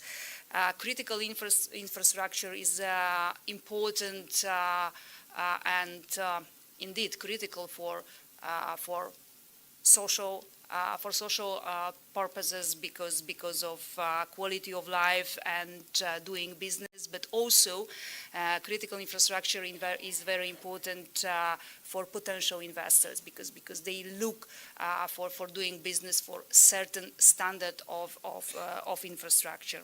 The updated joint rapid damage and needs assessment shows that the total cost of reconstruction and recovery in Ukraine will reach more than 500 billion euros over the next decade. Second, we also put a lot of attention to empower Ukraine's businesses, particularly small and medium-sized enterprises. These businesses are the backbone of the economy, and they need significant support that is flexible, accessible, and tailored to local needs, including financing in local currency. And finally, we must align Ukraine's reconstruction efforts with the country's political and economic aspirations. Every project we finance must bring Ukraine closer to European standards, reinforcing governance, transparency, and economic reforms. Let me underline that talking about financing, the very important part of the financing is also project preparation, because the better we prepare the projects, the implementation will be quicker and much smoother. So for that reason, we dedicated from bank-owned resources 100 million euros for technical assistance and advisory to support Ukrainian authorities in the preparation of the bankable projects. we are investing in the preparation of energy projects. We are investing in the preparation of projects in transport and social infrastructure. Two sectors particularly important for our activity. The first one is energy, and when Ukraine's energy infrastructure was attacked, we launched the 600 million euros Ukraine Energy Rescue Plan, and this initiative kept homes warm and lights on through the winter and protected infrastructure from drones and debris. Through our energy rescue plan, we helped repair damaged critical infrastructure and ensured the uninterrupted delivery of essential services across the country. And we are committed to enhance energy resilience by supporting Ukraine in district heating production and distribution, as well as renewable energy, to ensuring a stable energy supply. We also co-financed shelters for critical energy infrastructure in Ukraine with our partner IFIs like EBRD and KfW. And the second transport we put particular attention to is the transport sector, because it tightens the link which Ukraine has to the European Union. So we are co-investing, starting with export routes, railway, border crossing points, and connectivity with the single market. We see particular importance of the transport infrastructure because first, as I mentioned, it tightens the links, economic links to the European Union through the export routes. And second, we are co-investing in solidarity lanes between Ukraine, Moldova, and the European Union, which also allows a movement not only for goods but also for people. Only last year, efforts to modernize infrastructure and reduce reliance on Russia have led to tangible benefits for Ukraine, namely new accessible public transport. Buses and trams are enhancing public transport in 6 cities. And secondly, we are co-financing Kyiv in replacing Russian-made metro coaches. Finally, I also wanted to draw your attention to the support to small and medium enterprises, because by supporting small and medium enterprises, we are strengthening Ukraine's economic resilience as a backbone of recovery and growth.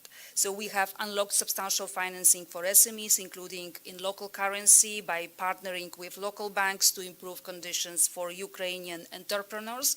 And our guarantees help banks reduce collateral for SMEs, keeping them afloat and preserving jobs. We also know that to support Ukrainian small and medium enterprises and build the resilience of Ukrainian economy, it means also that we need to support also EU small and medium SME sector. And for this very reason, we have developed new instruments to aid EU businesses in delivering value to Ukraine. We are supporting EU-based SMEs exporting to Ukraine with the 300 million euros Ukraine Export Credit Facility for export credit agencies.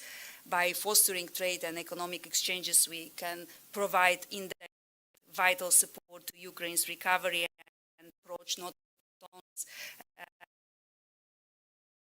the nation's overall stability. We also provide direct SMEs. We signed with the European Commission 2 billion of guarantees exclusively bank, which will be dedicated to co-finance projects and public sector Ukrainian in and finally,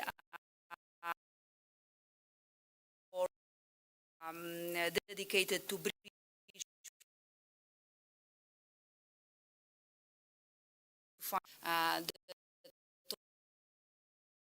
the 500 million support European SMEs exporting Ukraine, and also we support Ukrainian SMEs to do business, allow them to do business during the war. So those three things: first, support of critical infrastructure; second, support for SMEs; and finally, support Ukrainian partners in bringing EU standards to the sector in Ukraine. I also wanted to underline that the importance of solidarity and cooperation among nations has never been more critical, and I very much agree with the speaker previous panels who said that unity is important or very significant weapon we have together in the Europe. So, let me conclude with this very common, that unity is significant, very significant, very important weapon we are having, and also reassure you that European Investment Bank is ready to support Ukraine as long as it. Thank you. And we're back here at the conference. We have Thibaut Muser. He's associate researcher with IAI, Istituto Affari Internazionali, and he's an expert on Eastern European politics, not only policies, but we want to ask him. There are two very important presidential elections coming up in Central and Eastern Europe, the Polish presidential election and the Romanian presidential election that has been actually delayed. We know that the vote in December has been annulled. There's going to be a new vote in May, and so what can we expect from these two elections? What are the issues at stake, and how is NATO also involved in these two particular elections? Thank you. Thanks for having me, Giorgio. Obviously, NATO is not involved in elections per se, but the situation on the eastern flank of the alliance is at the heart of the campaign. I think when it comes to Poland, the scenario seems to be quite stable. The candidate of the ruling party, Rafał Trzaskowski, is pretty much in a commanding lead right now in the polls. There can still be surprises, but it seems that we're going into something that is pretty predictable. Romania is much more unpredictable right now after the cancellation of the election in December, and a whole bunch of new candidates that are fighting it out, and the only thing that we are sure of is that one. Well, we're actually not sure of anything, to be honest. It is likely that we will have at least one anti-system candidate in the second round, maybe two, actually. So it's going to be very interesting to see and what the impact are going to be on the politics. In Romania, as in Poland, actually, it's not the president who holds most of the power, it's the prime minister, but the president in each of these countries has real powers. And if the president is not of the same political color as the prime minister, there might be some tensions that are going to be interesting to follow. Yes, in fact, in Poland right now, there's a right-wing president with a center-left prime minister, and it's not been the prime minister has not been able to enact much of his political program up till now. But so Romania is key because, as you know, in your panel it came up, we're talking about the security on the Black Sea. The Black Sea is going also to be one of the major sources of gas, of natural gas, in the coming years. There's a big development in Neptune Deep that should be basically should make Romania the first exporter of natural gas in Europe in a couple of years, which is why also we know that Russia is very interested in the outcome of the future election. But also Romania is a key place for air defense for NATO. There's a NATO base, and so what could change if, for instance, in Romania, one of the anti-system candidates become president?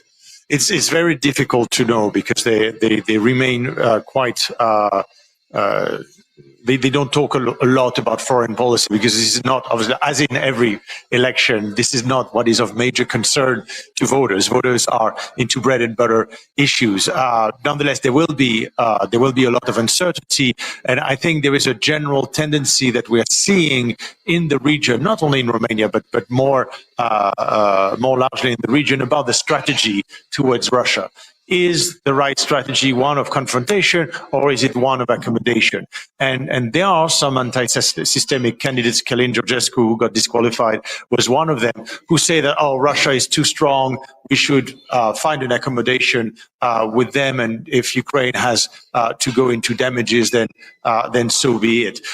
It's a very fine line that the Romanians are threading on, because obviously there is a need for negotiation in an area in which there are two big players which are not Romanians. One is Russia, which holds the north of the Black Sea, and the other is Turkey, that holds the south, and importantly the straits, right? The two straits which can close at will, and which are closed for military vessels right now, because there is a war ongoing in the Black Sea. So it is a very concerning situation for the unity of the alliance. So far, the alliance has been relatively united on the Ukraine question, and a change in the presidency might bring not necessarily a complete change of direction, but will bring this debate about what do we want from the alliance. And I think there's going to be an internal debate inside Romania, a larger debate inside the region, and that will have consequences on the alliance, obviously. Thank you. Thank you very much, Susi Bomizerg. And now we're going to go back to our live streaming of the Eastern Europe Conference from NATO Defense College. To the reconstruction in an effective way. But despite this obviously key strategic discussion on the ongoing military conflict and the political and diplomatic efforts to build a just solution to the conflicts, I would start by recalling some of the huge efforts that have been already put in place by the international community, the European Union, first of all, in order to support the resilience of the Ukraine society, and already start working for the reconstruction of the country. I very much want to thank also EIB Vice President Czerwińska for what she said. I just want to mention some additional elements to provide the full picture of what has been already done. I think huge efforts have been made by European Union institutions and EU member states that provide already almost 140 billion euros for economic and military assistance to Ukraine, setting up a variety of tools, platforms, the Ukraine donor platforms, which also relying on the extraordinary revenue acceleration loans initiatives, aims to mobilize more than 45 billion euros, setting up also project preparation facility, as mentioned by Vice President Czerwińska, the Ukraine facility, which is aiming at mobilizing 50 billion euros with a goal to have already deployed by the end of this year almost 30 billion euros. So we have, and within these initiatives and frameworks and facility, we have also specific initiatives, the Ukraine investment framework to mobilize guarantees and grants up to almost 10 billion euros with a leveraging effect that is obviously projecting to mobilize public and private capitals for 40 billion euros. So just to say that all of this is already in place, ongoing. I think it's a huge effort by the European Union. So what we can do more, also from our perspective as financial institutions, very quickly, we know that despite all these efforts, the public fiscal space for all of us is very limited. So there is obviously huge need to create incentives and encouragement private capital to mobilize and to combine and complement public efforts in this regard. So here we are we think well positioned as financial institutions to play this bridging role between public and private sector. So building on on top of what I've already mentioned, the public efforts from European Union, EU member states and other international partners, we do think ourselves well positioned to provide further support through loans, investments, guarantees to create the minimum condition for private sector to step in and to boost investments and engagement in this context. What we have done so far, we worked on a double track.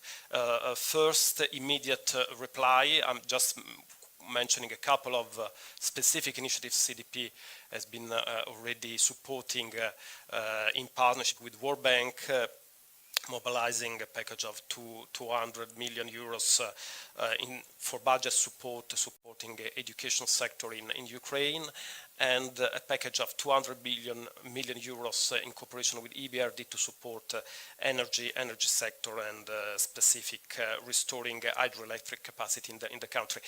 These are just even small initiatives that obviously are much smaller compared to the one EIB is leading or EBRD is putting forward alone, but I think are meaningful way to show concrete support, solidarity to Ukraine in the short term.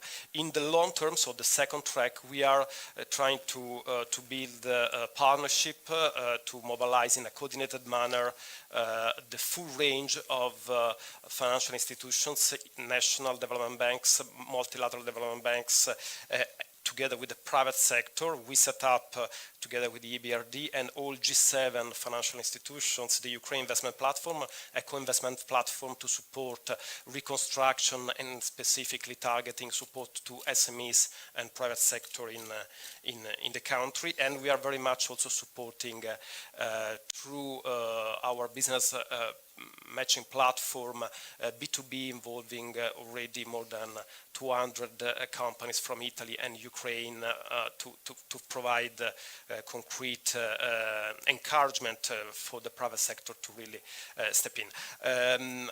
All these require obviously some additional preconditions.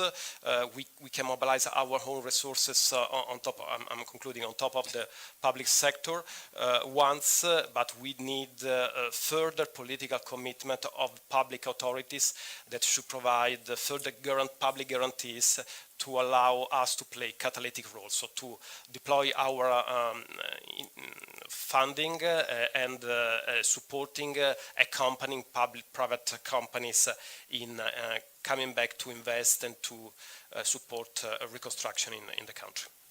Quite sharp. Thank you, Mr. Petrocelli, for your remarks. I apologize for my pronunciation. Mrs. Halina Yanchenko is a member of the Ukrainian Parliament. She is a secretary of the National Investment Council of Ukraine. So you have the floor for 7 minutes, madam. Yeah.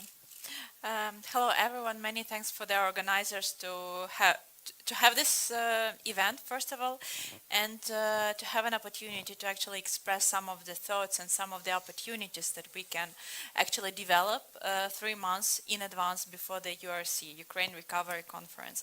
And many thanks for the great moderation and great questions put on the floor. So, is there a room for investment, and what can be the reconstruction model of Ukraine? And should we even think about reconstruction? Well, from my experience, and I'm a member of parliament for 5.5 years, I'm deeply involved in parliamentary diplomacy over the past 3 years. And based on my experience, I believe that it's better to actually start all kinds of communication and planning in advance. What we've seen that we can really trust our European partners, but usually because of well-known European bureaucracy, which was uncovered by Mario Draghi's recent report published last September, it really takes time for European partners to consider, think, challenge, and then in the end agree and start acting. We experienced it in Ukraine when we were negotiating the military assistance when the full-scale invasion has started, and it was shock for all of us, and that's why we consider that reconstruction negotiations and reconstruction planning should also start in advance to make sure that we find common ground, that we come up with some financial institutions or other types of basically ground to cooperate and make sure that we can all participate in it. And I mean both the government agencies, but private sector as well. In the parliament, my main topic was investment-related things, economic development, and that's why I'm deeply advocating for private sector to take participation, active participation in recovery. But we also see that things have changed just over the past 2 or 3 months, and we should basically maybe reconsider a little bit what we should focus on when we are talking about reconstruction, but also investment in Ukrainian economics, in European economics, but also in Ukrainian and economic given the geopolitical turbulence, but also specific, let's call it uncertainty, that was put on the table by the newly elected American president, and also all these challenges that European high-rank officials have faced in Brussels, but also in capital cities around the countries of that are members of European Parliament. I believe that maybe this reconstruction as well as Euro integration of Ukraine should actually have slightly different perspective. So. Yeah, but let's come back to the recovery and investment things. I'm very actually happy that we have here colleagues from Italian Investment Bank as well as Pani Czerwinska here from European Investment Bank, because I consider once again that we should deeply involve private sector, Ukrainian private sector, but also European in reconstruction and in recovery of economics. What I consider quite interesting, and I would really pay your attention on this fact, is that despite the war risks, as you asked, should we consider recovery or investment during the war? So, despite the war risk, there are sectors of economic in Ukraine which became even more attractive for domestic and foreign investors, even if you compare the situation to 2022, so before invasion. And namely, we are talking about 3 specific sectors. We are talking, of course, about defense production. And once again, it's great to have here Pani Czerwinska from European Investment Bank, because this is basically the first international financial organization which has started to work with defense industry, or at least durable use production. Currently, unfortunately, only with dual-use production of EU member states, but we are really hoping that this program will be boosted to Ukraine, especially once again given the programs that are currently considered in Brussels. For example, the Rearm Europe, which was announced by Ursula von der Leyen and which is advocated also by Andreas Kubilius. So. There is this idea of the fund or program called Rearm Europe, worth of 800 billion euros. We consider it's very good, but also it's important to understand how this program will be implemented, what players will be there, what will be the financial institutions that will participate and implement these programs. And I believe that European Investment Bank as well as national investment banks can actually play a leading role there in the implementation. But then we should reconsider the framework and make sure that Ukraine can participate in these programs already. So the defense industry is the first sector which became even more attractive for foreign investors. The second sector is building materials, and I believe that Italian companies can actually have a greater participation in that, especially with the support of CDP or Italian government, and this is something that we should consider and maybe think about some bilateral agreements that we can prepare and sign during the URC, the Ukraine Recovery Conference.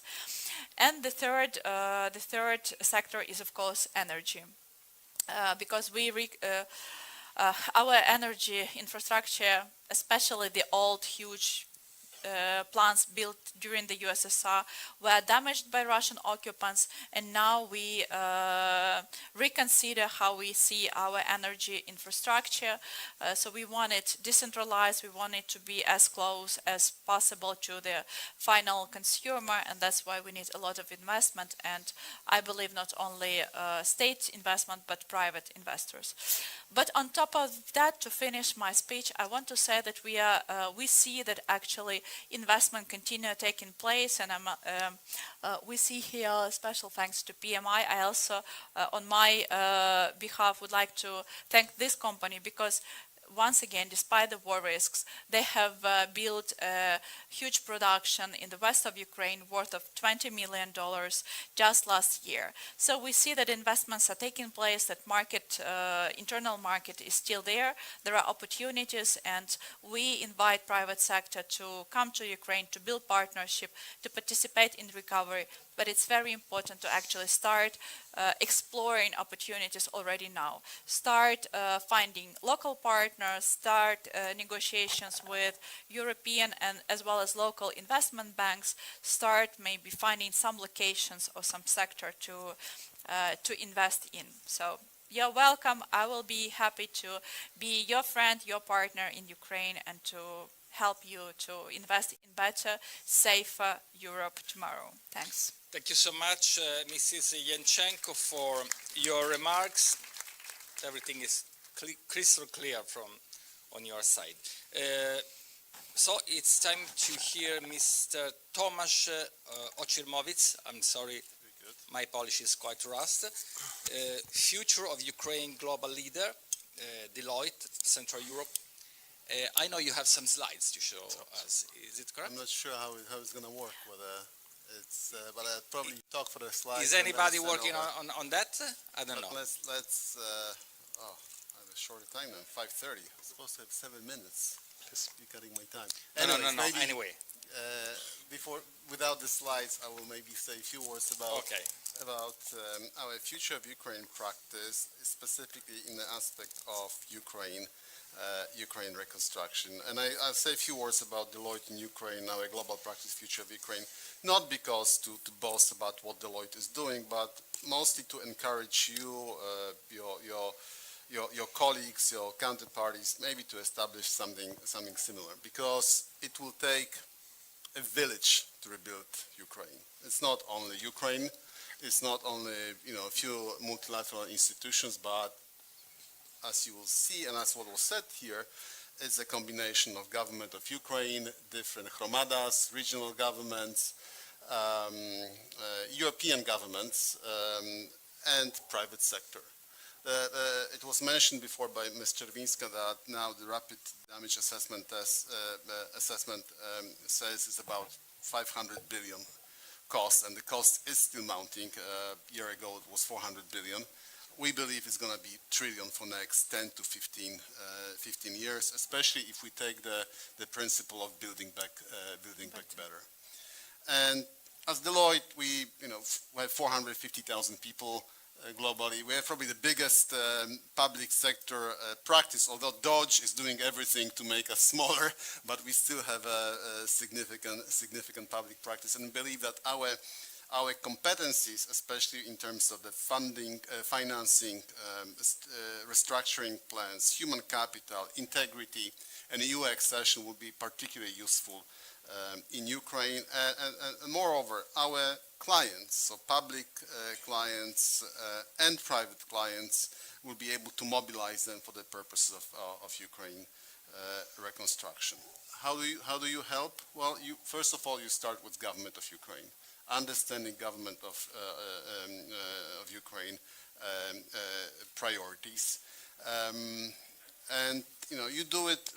Why do you get involved in the reconstruction at all? One, purpose is one thing.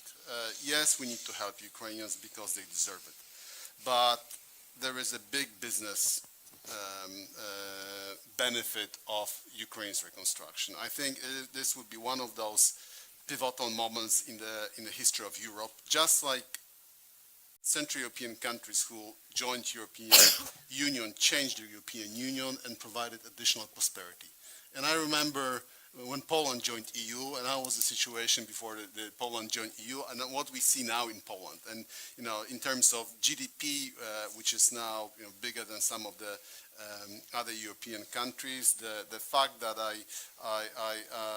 the train ride between Warsaw and Gdańsk used to take 6 hours, now it's 2.5 hours. An ability to connect with other European countries, and the fact that Central European economies are sort of the wheel that also drives European Union economy. And Ukraine has the same potential, if not bigger. If you think about 30 million people, huge landmass, it will contribute to our prosperity and our security in a number of ways. So first of all, it was mentioned the army. Ukraine probably has now the biggest army in Europe. And it's probably the most trained army and the most interoperable. So their forces know how to actually talk to each other and collaborate with each other. That combined with the new technology, Ukraine has the best drone industry now probably in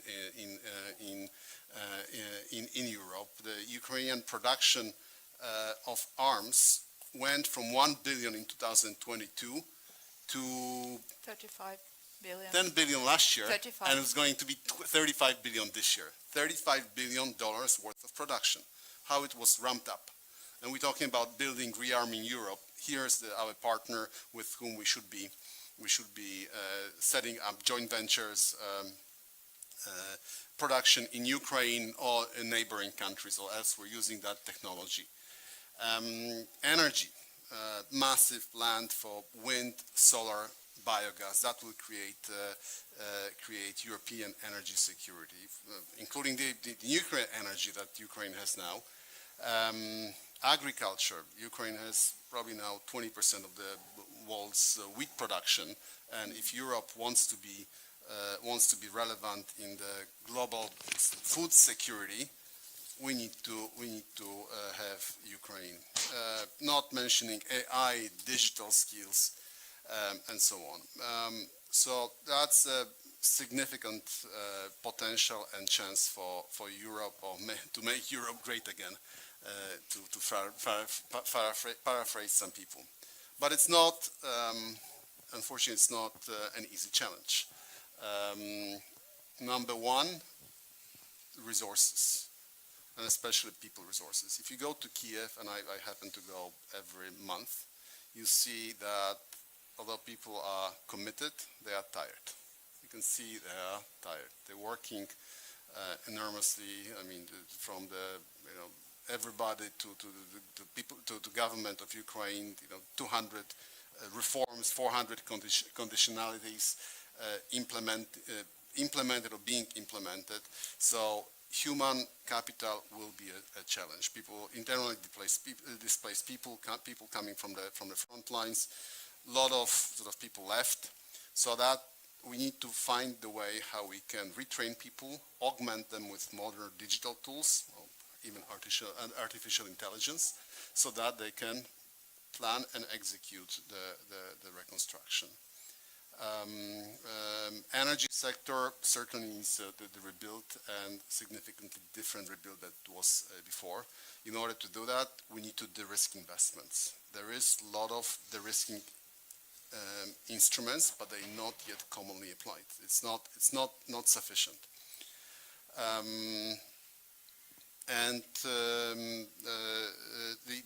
Of course, integrity and use of funds will be big issue, and you can probably hear that things will happen, and you will hear because Ukraine is committed to getting them out.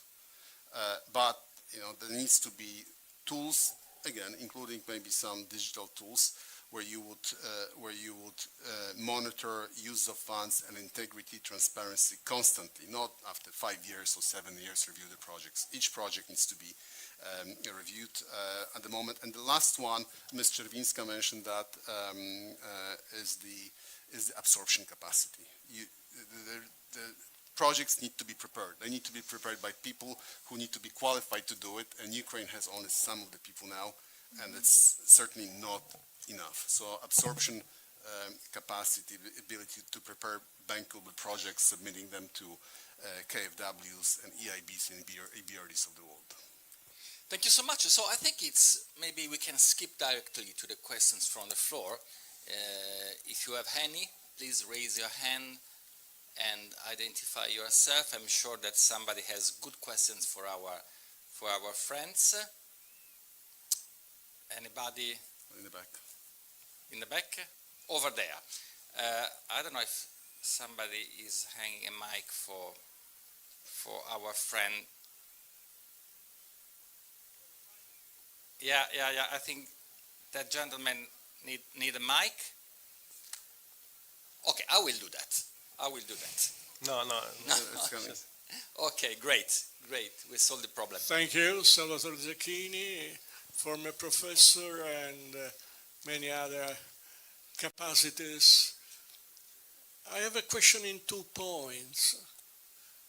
We have seen in the past few months the Americans putting a big foothold on the exploitation of rare minerals in Ukraine.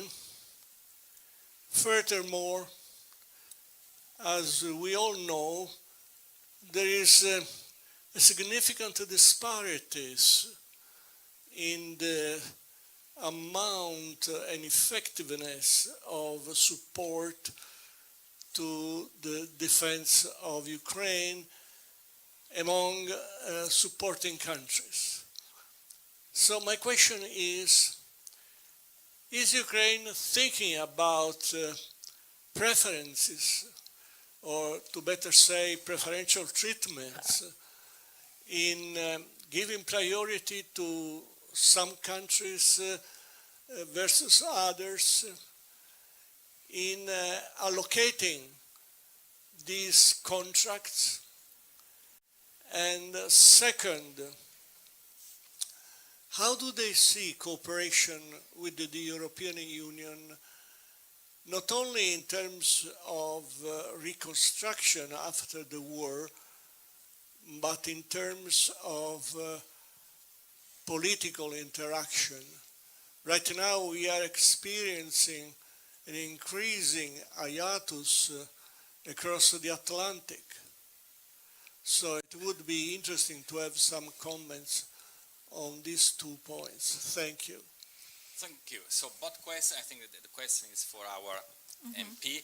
Okay. Both question has to face the biggest question, which is Donald Trump. Yeah. An elephant in the room. So.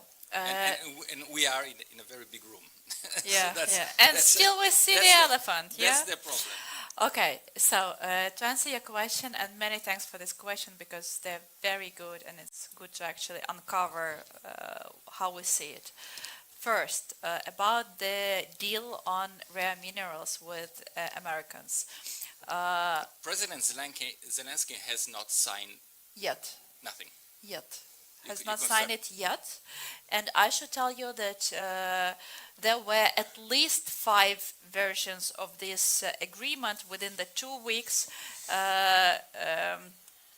Within the 2 weeks when we firstly received the draft agreement, and the draft agreement which was sent back. So, but generally, it's not the exploitation of Ukraine, and this is something that we don't really tolerate. We tolerate and we invite governments and companies to come and invest together. This is our interest. This is something that we really look forward for, especially when we're talking about reconstruction, or I prefer using the term recovery, economic recovery.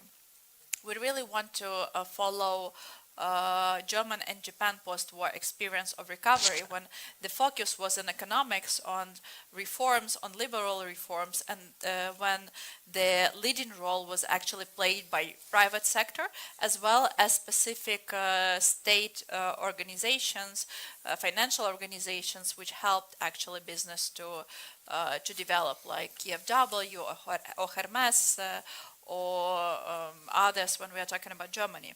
But so when we're talking about this agreement, what we want to communicate to Americans and what we finally send them is an opportunity to invest together in exploring the places where these minerals are taking place, in actually like drilling them, and what is important for us, processing them in Ukraine.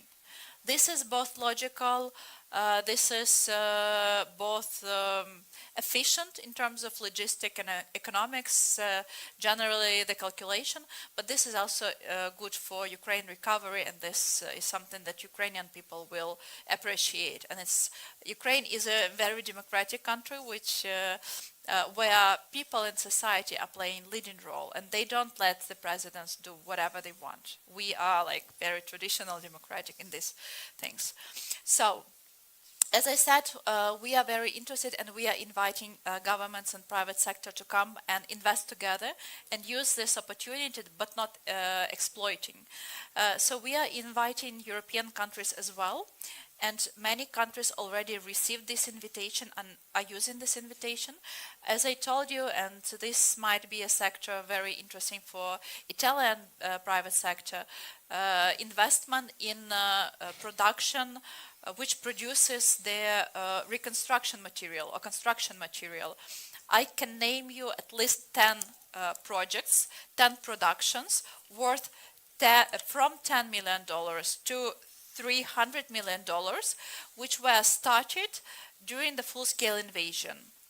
And there are countries from all over the Europe, like Germany, like Ireland, like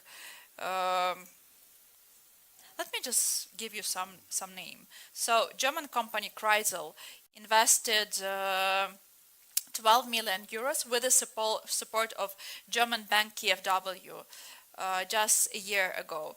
Kingspan Group invested $280 million in the production of like six campuses, also in building material. Ukrainian development company City One Development invested 100 million euros in the plan for reconstruction in central Ukraine. EFI Group, this is an international basically organization, invested $232 million.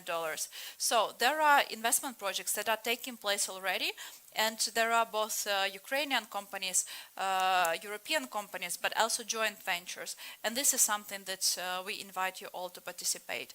But let me come back to my to the points that I raised during my introductory speech. The military defense is something that is really very interesting for European, but also generally Western companies, because we don't only have the place to build this production, we don't only have the very unique human resource, because we are talking about veterans, veterans who came to the front line as volunteers with various background from engineering, managers of businesses, etc.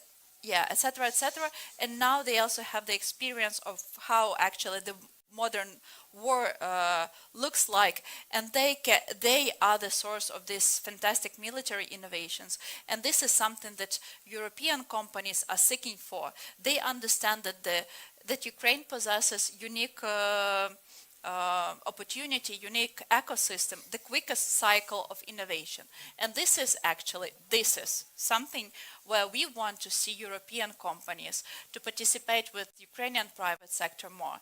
And believe me, this is much more attractive, much more strategic than any kind of mineral things where investment cycle is taking place for 5, 10 or 15 years. So please come and plan security projects, military defense with us. This is something that we can do together to make sure that our part of the world become safer and more secure, and we can do it together. Thanks very much. Any questions around? We see, okay, 1, 2, 3. I think we can take all together the questions. Yes, please. So we save time because we have more or less 12 minutes.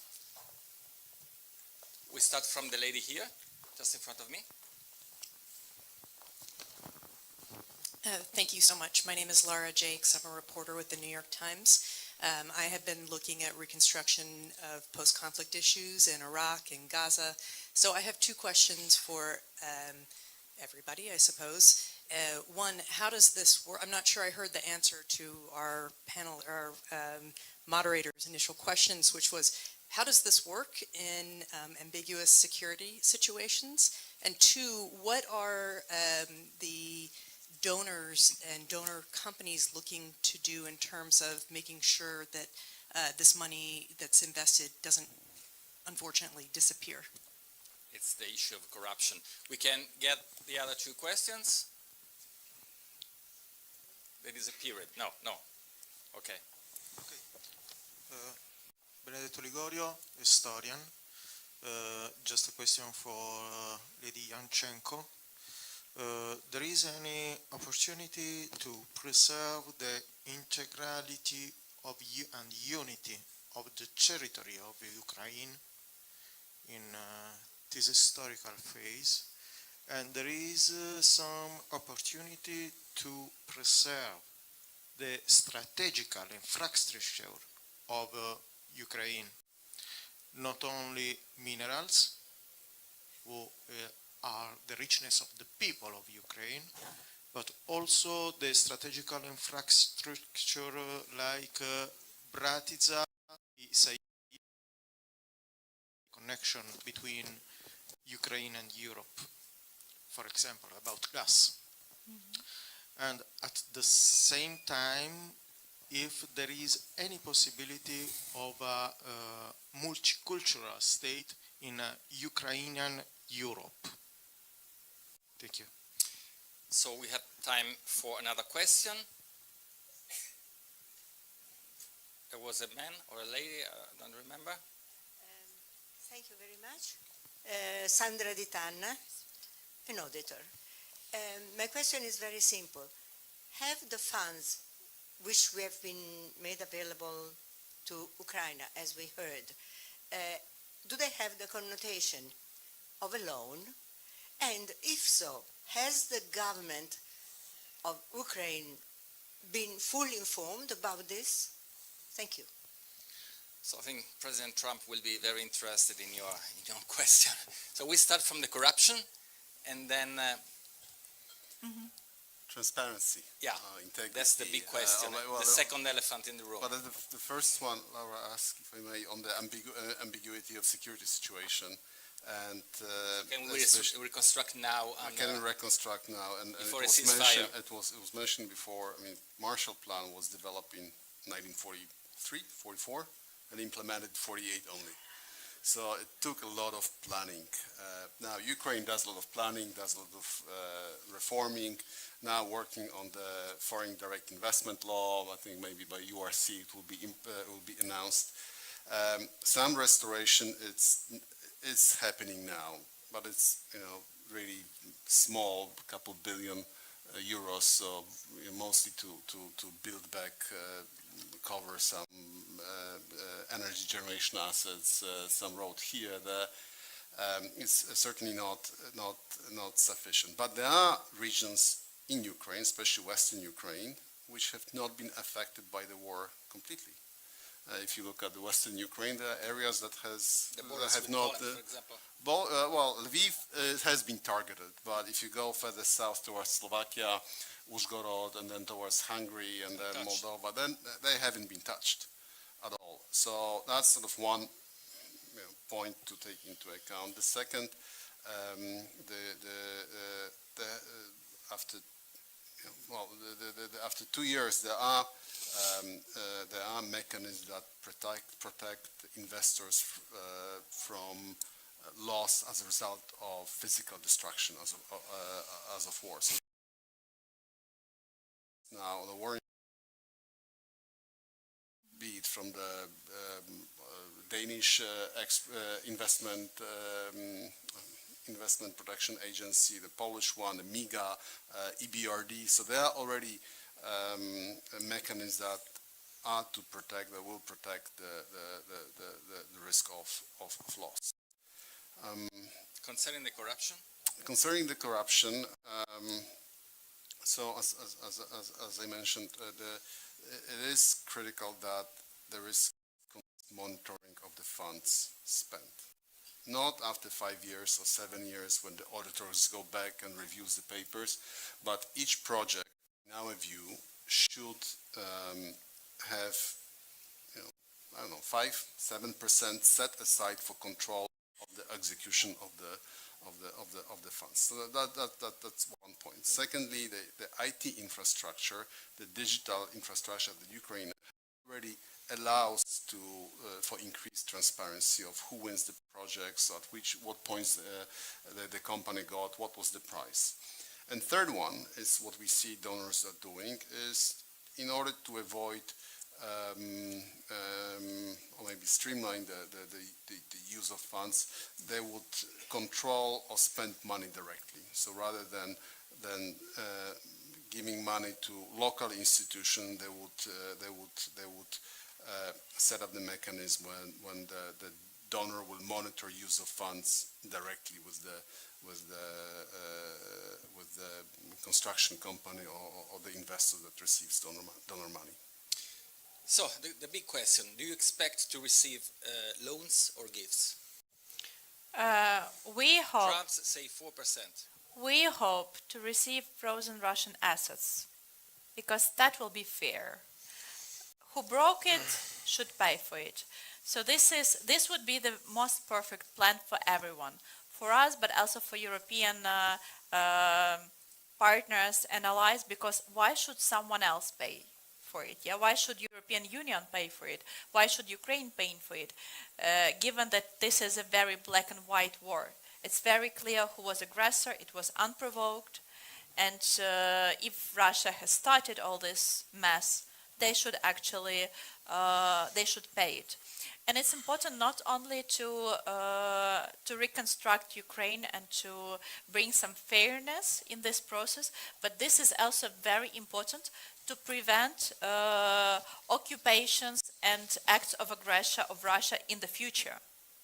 Ukraine was not the first victim of Russian aggression, not the full-scale invasion. So they basically, the first time when they invaded Ukraine was 2014. Before that, they invaded Georgia in 2008. Before that, they invaded Chechnya and made 2 very bloody wars there. Before that, they messed with Moldova, and Moldova still have this issues with Transnistria. And if Russia is not stopped, if it is not forced to actually pay and bear some responsibility, they go further. And the question will be, who is the next? Will it be Ukraine again, with our once again biggest and most motivated and most experienced army, or will it be a tiny country somewhere in the east of Europe? Thanks very much. Mr. Petrocelli. But can I also take the question about the transparency, because I consider it's very important as well from our colleague from the media. So once again, I have a very specific vision on the reconstruction, and I'm trying to advocate for it both internally in Ukraine but also externally. I believe that we should really have lesson learned from Germany and Japan, who have created the private /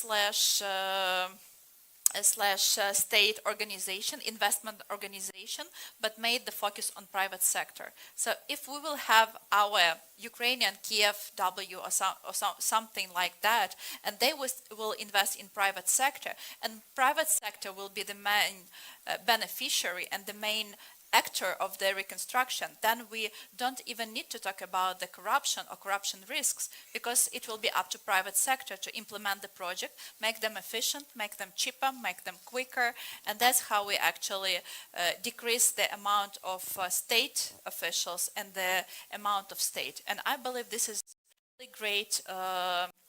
really great approach to mitigate all the risks on one hand, and on another hand we also have a lot of digitalization efforts which were put.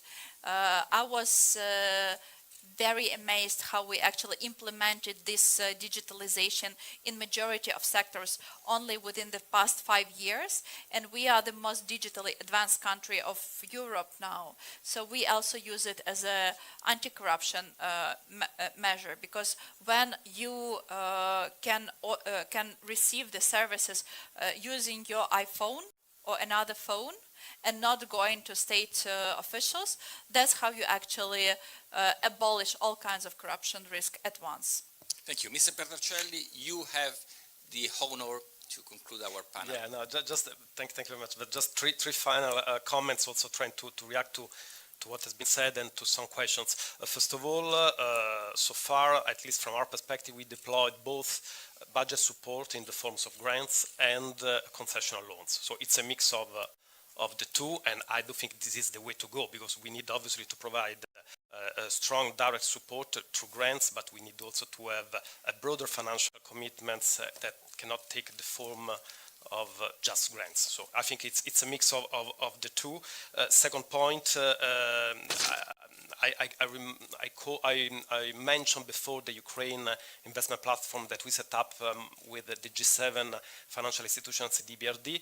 We agreed within that framework to rely on joint due diligence processing and information sharing, relying very much on those institutions who are on the ground in Ukraine.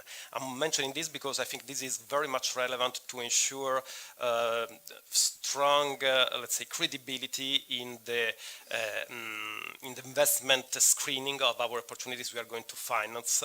And it's also a way to showcase how, specifically in this moment, we should go for stronger, closer cooperation among financial institutions. G7 is, we do think, a good format. European one is a good format. So we encourage streamlining of procedures for investments, but relying on those who are more able to provide a serious assessment in terms also of credibility of our investments on the ground in Ukraine, so also vis-a-vis corruption issues.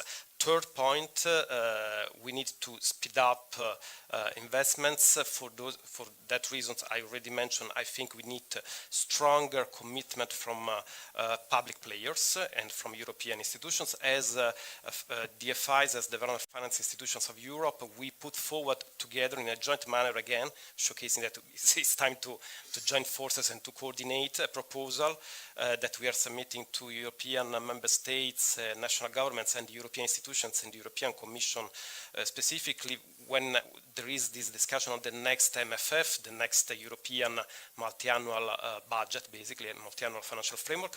We are asking and suggesting the European Commissions to put forward the idea to have 100% guarantee coverage for all investments done by development finance institutions. This basically, in a nutshell, would allow us to boost enormously the way we can provide private money in support of long-term investments. Last point, these long-term investments should, in our perspective, should go hand in hand with a long-term package of structural reform in Ukraine. On this, we know that the Ukrainian government is fully committed also in the European Union. Last question in 30 seconds.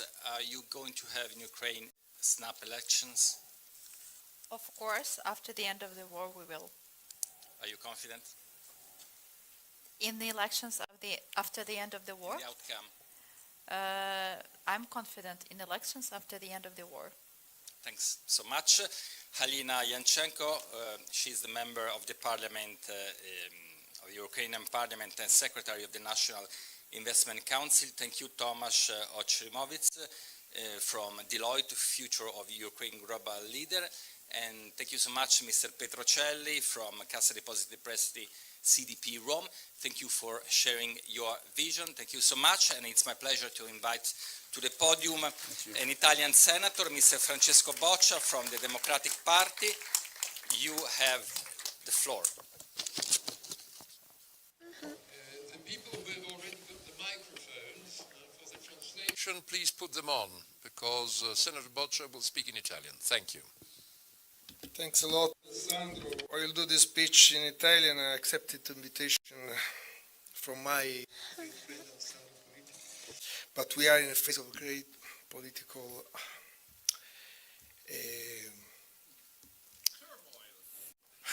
commitment. And frankly, I didn't have time to prepare this speech in English. So that's why I will speak in Italian.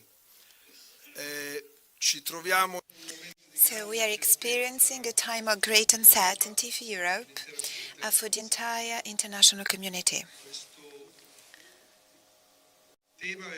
This topic is very important for us, and it is also very delicate.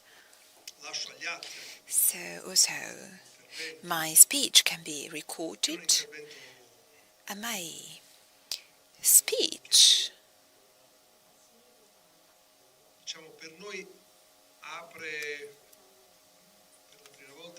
for us opens for the first time a debate on the reconstruction of Ukraine.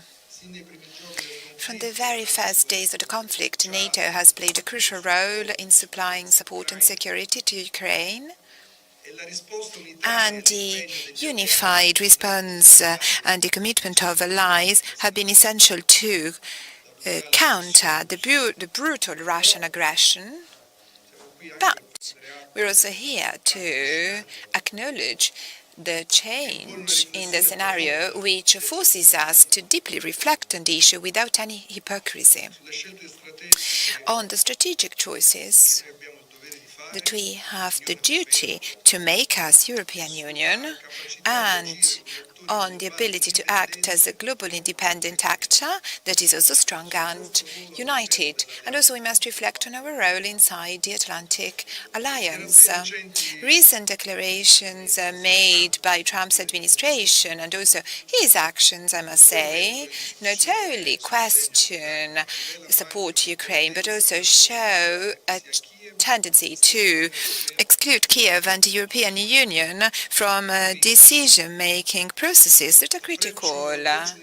The unilateral approach of the actual exclusion of Ukraine and Europe from key negotiations, and not simply talking about theoretical negotiations, but concrete negotiations on the future of the country, according to me and according to my party, represent an attack on Kiev's sovereignty and Atlantic security. This mechanism raises concern on the role of the US in the next years in relation to security and NATO. So since the last approach of the US is more and more aggressive, the Italian government vis-à-vis Trump's administration has become problematic.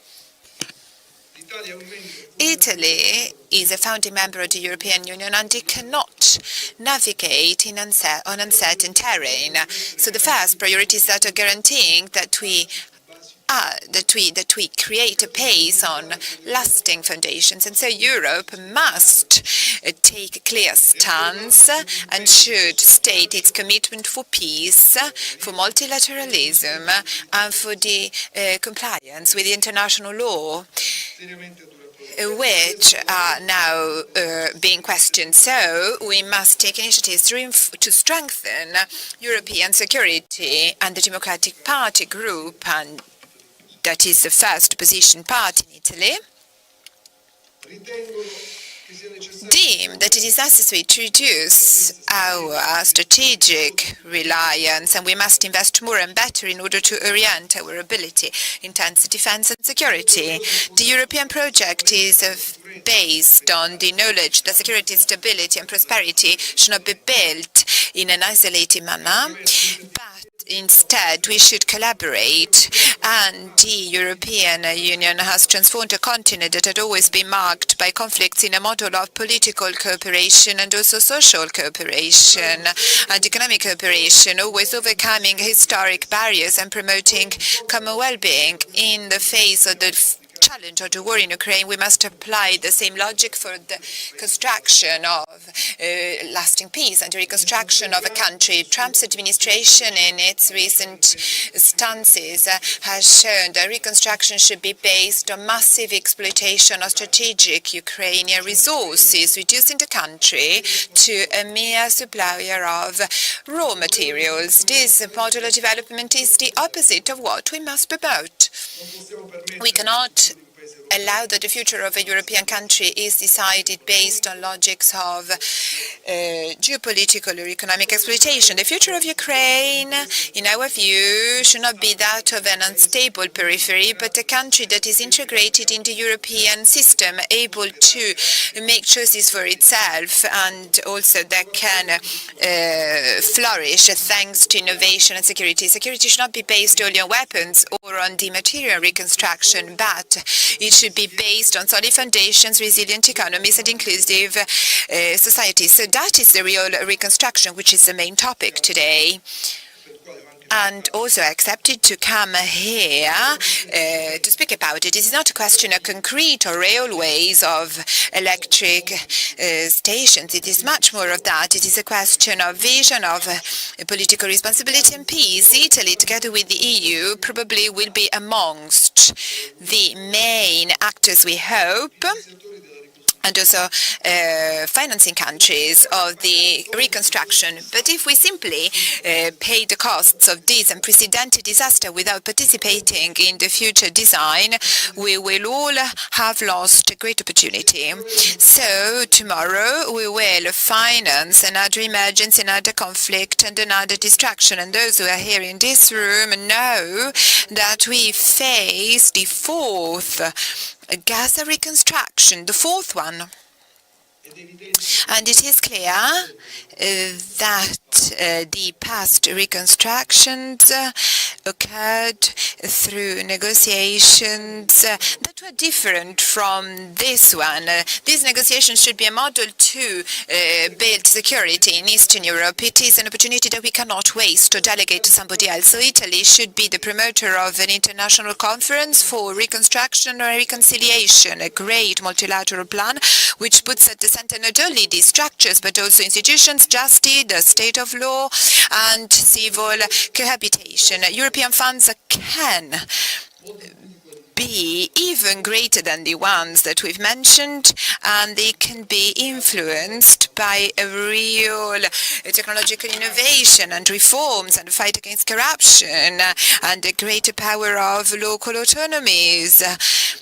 A real transparency, because peace is not imposed but is built through long-lasting tools and shared responsibility. But that is not enough. The war in Ukraine has shown that the actual security system in Europe is fragile and divided and not inclusive. And so we must propose a new model that is not only based on military deterrence but on multilateral dialogue and cooperation. So we need a sort of a Helsinki 2.0, a new conference on security in Europe that also engages Eastern countries, Baltic countries, which probably, once Russia turns the page, will be included in the negotiations. I was born in Puglia, in Bari, and I can tell you that we grew up watching the building of a bridge. We built San Nicola at the beginning, but I can assure you that it worked well and it had its own logic. But then it blown up. The economic dimension inevitably is crucial, and so we propose a plan for Eastern Europe based on European and Italian investments in innovation, technology, and cooperation in the energy field should be based on infrastructure. So it should be a priority which concerns Europe, first of all, and not the actors that now are excluding Europe from the negotiation table, because Europe shouldn't rely on external resources and should be more integrated. Italy, thanks to its diplomatic abilities and its economic weight, can guide the stabilization processes which can strengthen prosperity of the entire continent, but it has to take a stance. It is a factor which will be crucial in the reconstruction, meaning the coordination between bilateral and multilateral initiatives which are necessary in order to avoid overlapping and with synergies with local actors. Our companies, universities and territories can be the protagonists of this transition. Partnerships between Italian and Ukrainian regions are almost natural. They already exist. Many local authorities are available for that. They've already done things without nobody asking for it. Real partnerships and popular democracy, and not only institutional democracy, are necessary. Our democracy is used to stimulating this kind of democracy. Also, EU and Italy should be present at the negotiations table. We can only be there. We cannot only be there for investing, for financing, but we must also make choices, and so we must have a political voice and diplomatic responsibility. Peace can be achieved also by designing another future that is related, and Italy has to write a history that allows it to build this kind of future, because rebuilding today does not only mean giving back, but preventing the next conflict, because we really want this conflict to be the last one, because a peace that is not long-lasting surely paves the way for the next conflict. So to conclude, the reconstruction of Ukraine represents a challenge that we must face through unit, strategic vision and decisiveness. We cannot simply respond to the damages of the conflict, but it is an opportunity to build a sustainable and prosperous future. Through a common commitment, we can consolidate our role as protagonists of reconstruction of a peace that is long-lasting, while promoting a shared security. The EU has shown through multilateralism and cooperation that it is possible to be successful in order to guarantee sustainability and growth. Today we have the opportunity to show that this model is valid and that it will allow to face today's challenge in order to build a future together. Thank you.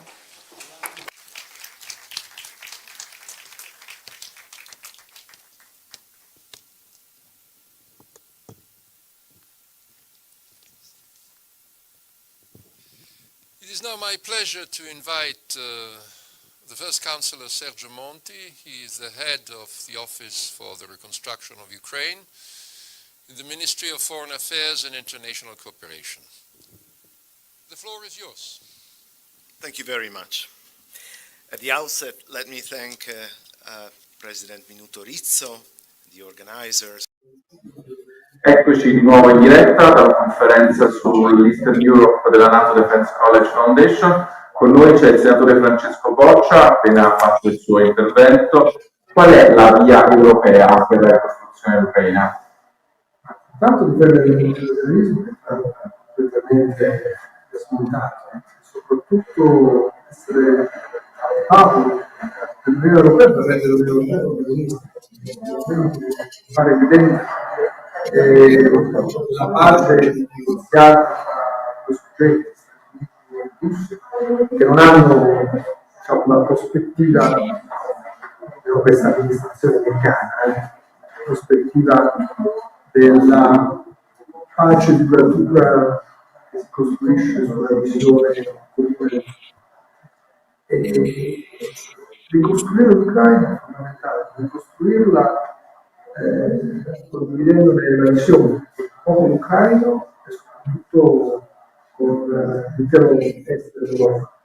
Ecco, quello che non vorremmo che debba capitare, o possa capitare in quell'area molto complessa e sensibile della nostra Europa, della nostra Europa, che accade quello che è accaduto a Gaza nei decenni scorsi. Siamo di fronte, nel dramma, una tragedia senza precedenti, alla quarta ricostruzione. E ogni volta che c'era una ricostruzione si diceva questo. E ora bisognerà iniziare a dire, ecco, evitiamo che l'Ucraina in generale, l'Est Europa, sia una condizione forte, l'informazione degli italiani che Ma quindi c'è un impegno anche militare dell'Unione Europea come speaking o comunque come forza di interposizione con la Russia, lei la vede possibile oppure no?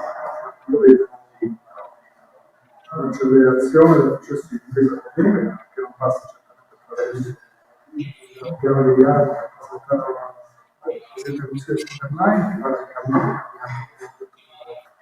e perciò mi auguro che la maggioranza dei paesi che venire da testa dell'Europa a partire dall'Italia ha pensato che questo organismo deve rispondere e di fronte a sovranisti e sovranisti fuori gioco abbiamo conceputo chiamare in modo dobbiamo riscoprire la centralità di questo momento io parlare di sviluppo dobbiamo provare a prendere il ruolo centrale abbiamo iniziato in oggi poi quali saremo diventati centrali siamo in difesa comune così cerchiamo un processo di ricostruzione sapendo che l'Ucraina è un pezzo della grande area europea che dobbiamo integrare Anche integrarla per arrivare poi all'ingresso dell'Unione Europea.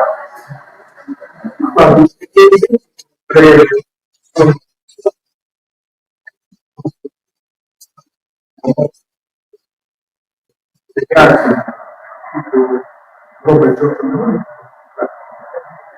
tanto io ho detto proprio tutto l'Europa, in realtà oggi abbiamo da parte di paesi nazionalisti che non vogliono essere l'Ucraina stessa, praticamente l'Europa ha bisogno di noi, sono protetti anche per accompagnare il processo di pace e di ricostruzione che viene affrontato. È evidente che la strada è solo rafforzare il federalismo che Trump ha di fatto sterilizzato se non distrutto e ricominciare a vivere come ci conosciamo. Grazie a Francesco Boccia e adesso torniamo in diretta con la nostra conferenza. Grazie. How much Russia's invasions of Ukraine continues to have profound physical, social, economic and environmental impacts which will be felt for the generations. We have heard the figures of that.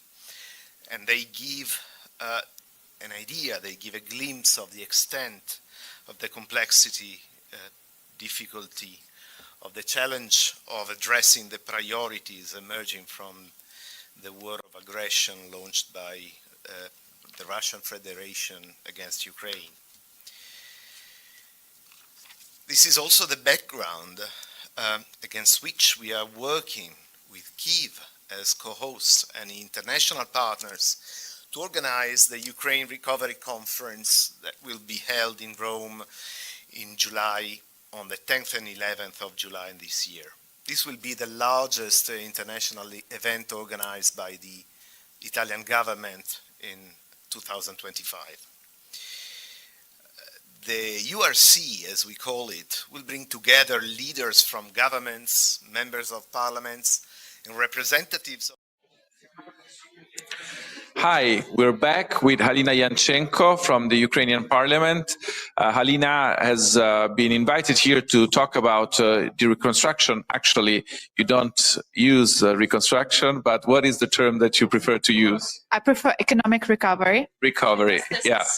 This is more sustainable, but we should also make sure that everyone can participate and everyone can actually make their investment and their input in the recovery process. And I'm a big fan of private sector. I hope that not only Ukrainian private sector, but also European, particularly Italian, can participate in this economic recovery of Ukraine. This is why I'm inviting everyone to participate in it, and this is why I'm here today in Italy, talking at this conference, but also meeting some Italian members of parliament and senators, and trying to find this common ground for our private sectors to work together, to start co-productions and just enjoy the cooperation. Because the message that you also want to send is that reconstruction is of something that is destroyed, but actually Ukraine is still living, developing, thriving in some cases. And and you're talking about investments that are already happening right now in your country. And so the message is that investors can come right now to Ukraine and start working with Ukraine, and they are going to find functioning institutions, functioning private sector, and of course a country that is ready to engage with foreign counterparts and to do their part. And of course you're well ahead when during this conference a mention was made about the Ukrainian defense sector that is now ahead of many European countries on many levels. So Ukraine can become also like a sandbox for future developments, both on the economic, in the energy, and in the defense sector. Yeah, despite the prejudice, there are a lot of investment projects that are happening already now, because as I mentioned during my speech, there are at least 3 sectors of economics that became even more attractive for investors now during the war than compared to 3 years ago. And I said, defense industry, this sector has boosted 35 times within the 3 years. This is fantastic growth. And there are a lot of co-production that is taking place between Ukrainian and European companies there. European companies are very interested in actually this innovation cycle that is very quick. They're very interested in the data and opportunity to actually test their technologies right on the front line. You won't have this opportunity. And of course, Ukraine is paying very a great price for this opportunity, but we also innovate and we can become basically a shield for Europe and can be a real partner, not only a smaller brother or someone like that. But also there are 2 other very interesting sectors: is energy sector and the sector of construction material. When we're talking about construction material, and there are so many companies in this sector in Italy, I can mention at least 10 projects that I am aware of. The 10 projects worth of from 10 million to roughly $300 million investment each in the production of various construction materials. Because companies understand that we will need a lot of construction materials for both economic recovery but physical reconstruction. And if you are waiting for the end of the war, you might be late, because physical reconstruction is happening already. People need to reconstruct their houses. Municipalities have to reconstruct their hospitals and schools after the attack of occupants. So there is a huge need for this construction material. And of course, it's much cheaper and efficient to produce them as close to the consumer as possible. And that's why European companies come and invest and produce in Ukraine. And once again, I'm inviting Italian companies to also take advantage of this and come to Ukraine and produce your great construction materials and also like decoration elements and stuff like that. Thank you. Thank you very much. And now we're going back to the live streaming. Continues on the annual series of high-level political events dedicated to the swift recovery and long-term reconstruction of Ukraine since the beginning of Russia's full-scale war of aggression. The conference will reflect the Lugano principle, including a whole-of-society approach to recovery through the meaningful participation of a broad range of stakeholders. Upholding the spirit of the Ukraine Reform Conference that took place since 2022, the URC will highlight as well Ukrainian reform progress in the context of its economic resilience and the EU accession process. The Rome Conference aims to be concrete and results-driven, focusing on funding, initiatives, and deliverables. The key goal is to raise awareness and mobilize continued international support and investments for the recovery and rebuild, reconstruction, reform, and modernization of Ukraine. The URC aims as well to strengthen integration with the Ukraine Donor Platform and the Business Advisory Council for effective collaboration. Another key aspect of the conference is going to be its inclusiveness. Far from being a mere business forum that involves a limited number of regional or like-minded stakeholders, the political dimension of the initiative is paramount, since the implications of this crisis concern the whole international community.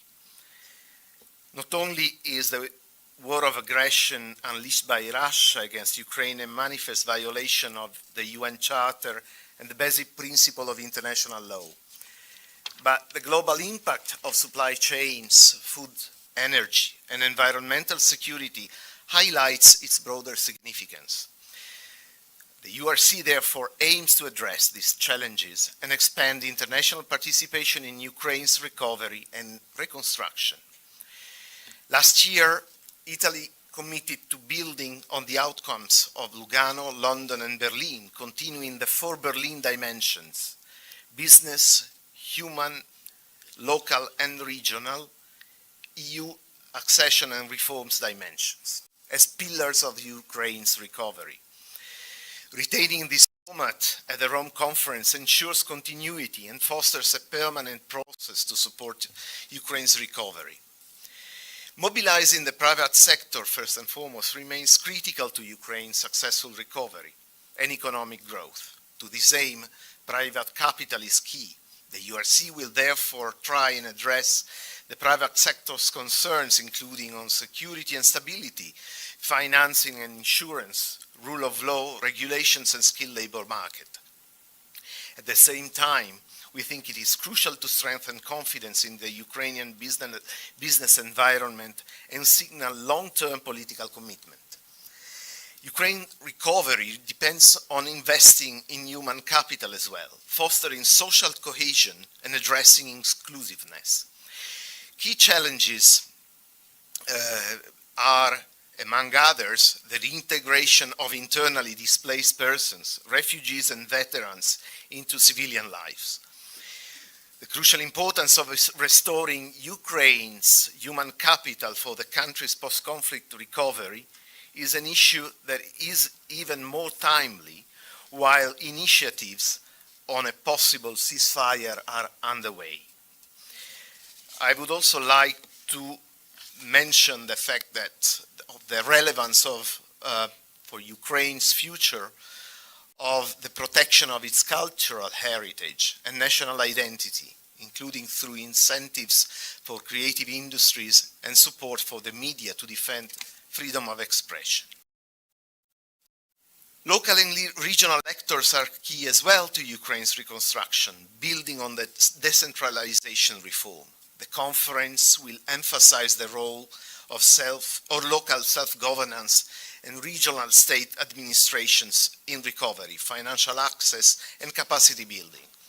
Advancing European integration and the perspective of joining the EU will help aligning Ukraine's policies and institutions with European standards, driving long-term economic and resilience and social progress. In fact, not only does recovery mean addressing the destruction caused by the war, but it offers as well the opportunity to build back better on adopting innovative solutions and reforms that meet the expectations of the EU membership. Complementing the panel discussions in the framework of the main event, the Recovery Forum of the conference will provide an interactive on-site platform for Ukrainian, Italian, and international stakeholders, including local and regional authorities, IFIs, and development banks, to engage in dialogue, share experiences, matchmaking, and collaboration on how to foster the participation of the private sector to reconstruction programs and projects.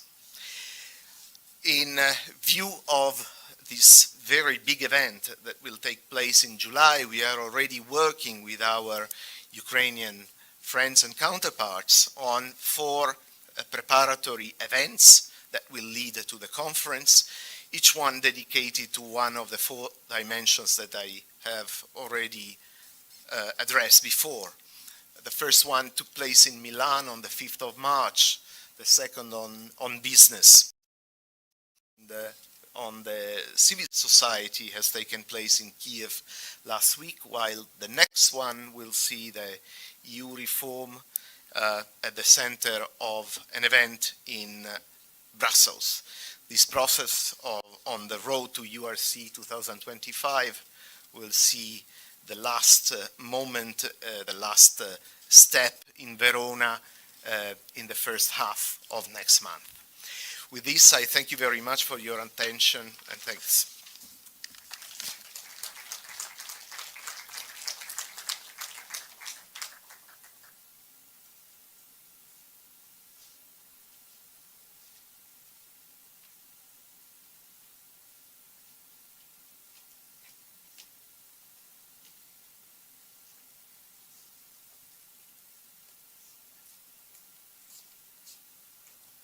Ladies and gentlemen, good afternoon. I am Alessandro Cassieri. I'm an Italian journalist of RAI, the Italian Public National Television.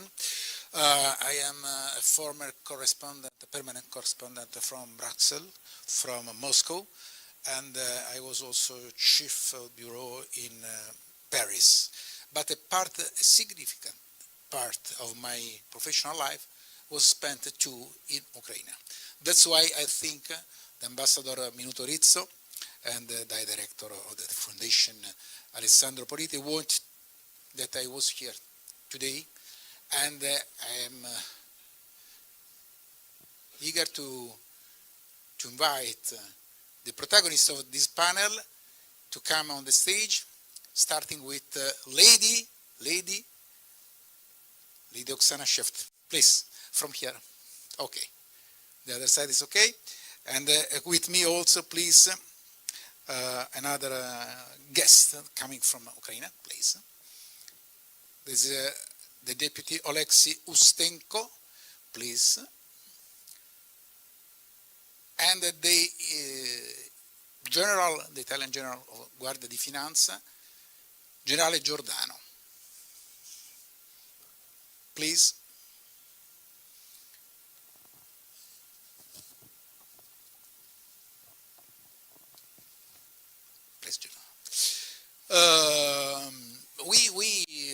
We listen with big, strong, careful attention the speech that were on the stage in the 2 first sessions today. And I think that they were very, very, very interesting, but I think also that our 3rd session will be at the same level interesting, because we have to cover maybe the hardest part of this high-level conference. We have to cover the aspect that we can call the foggy part of the problem. The reconstruction with its problem, we listened before in the 2nd session that the transparency and the corruption are on the air. Every time we have to speak about investment, about orders, about cooperation. And that's why during our panel we can face the question that are under the floor. We are talking about the foggy part of the economy, the finance, all kinds of supplies. We are talking about illegal trafficking, smuggling, counterfeiting, but also cyber threats and hybrid warfare. All elements that during a war, as now, are worryingly growing. And so the question, or more, the questions are about how to reduce these risks as much as possible. Because the affair is hard. There were reports from the European Parliament in the past, and there are some reports from Defense Department of USA, the Pentagon. We have to check something more. And so, we start with this kind of question, starting with a specialist of this kind of problem, as Generale Giordano. Vito Giordano is the head of the second department of the General Command of the Finance Police. Please, Generale. Grazie. Grazie, Direttore. Thank you. Thank you, Director, for giving me the floor. And first of all, I would like to thank the President of the NATO Defense College for inviting the Guardia di Finanza here. And I'm here today to explain the role of Guardia di Finanza in defending the economic and financial interests of our country from blended threats. As the Director was telling before, we are talking about threats that involve traditional threats, but also threats deriving from new technologies. As a matter of fact, global security is a key aspect of the well-being and prosperity of any nation. In an increasingly interconnected and complex world, security challenges are multiplying and diversifying. Therefore, they require an increasingly integrated and cross-cutting approach. In the past, the legal good of security had a different connotation from the economic and financial one.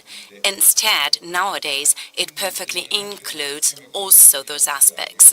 And threats to a country's economic and financial system often come in a non-explicit manner. This is why we often talk about blended threats, and that threats may take the form of trade wars, cyber attacks, natural disasters, political instabilities, just to mention a few. And from the dynamism that distinguishes the current international situation, criminal organizations often put in place increasingly sophisticated and complex fraud systems, requiring an adequate response by the country systems.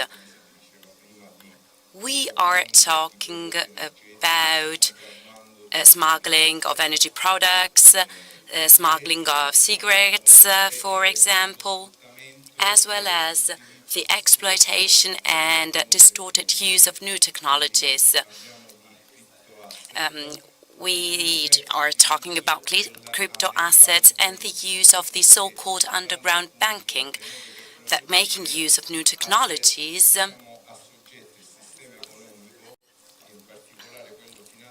put the use in a distorted manner the economic system, so to say.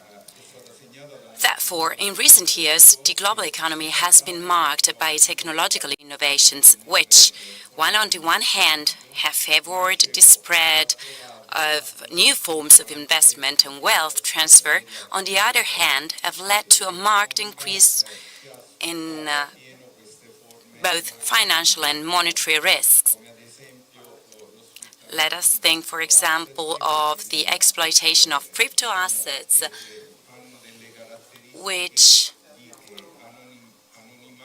guarantee anonymity and they can be immediately transferred, thus eluding anti-money laundering and countering the financing of terrorism. Furthermore, this phenomenon is also associated with the reduction of the distance between companies and the markets as a result of the digital economy. In this case, very important is the so-called ability to pay and the determination of the ability to pay.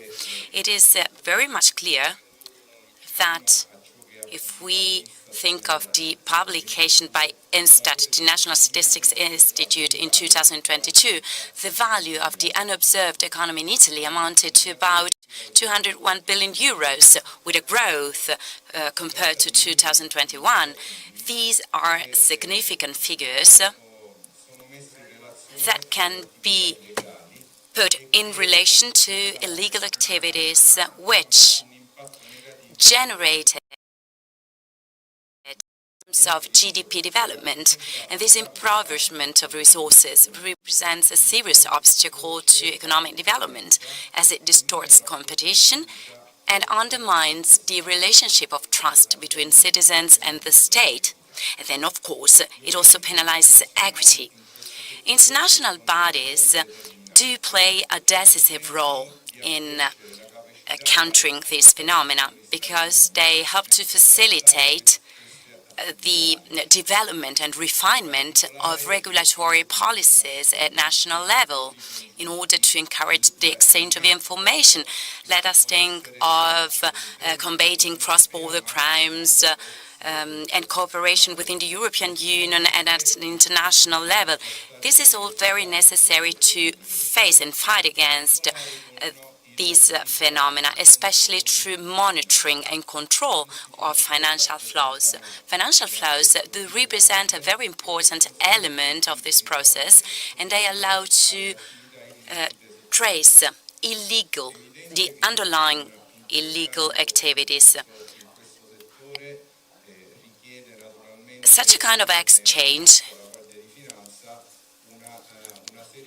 requires a set of cooperations and partnerships with the people working with us and with our allies, and also a network of experts residing abroad at foreign embassies, for example, so to enhance these forms of cooperation.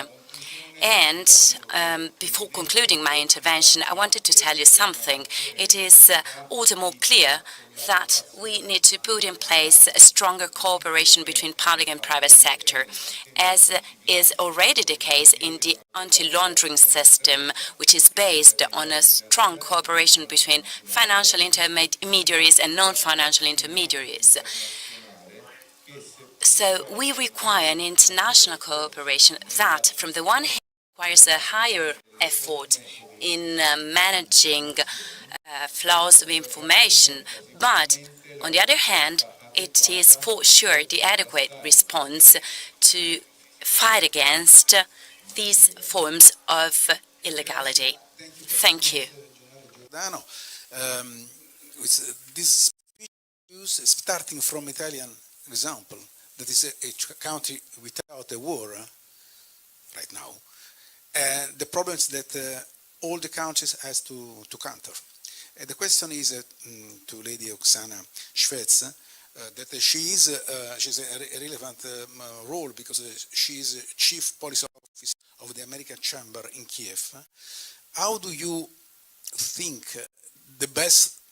which are the best practice to counter these risks that in a country in the world during 3 years is effectively under pressure?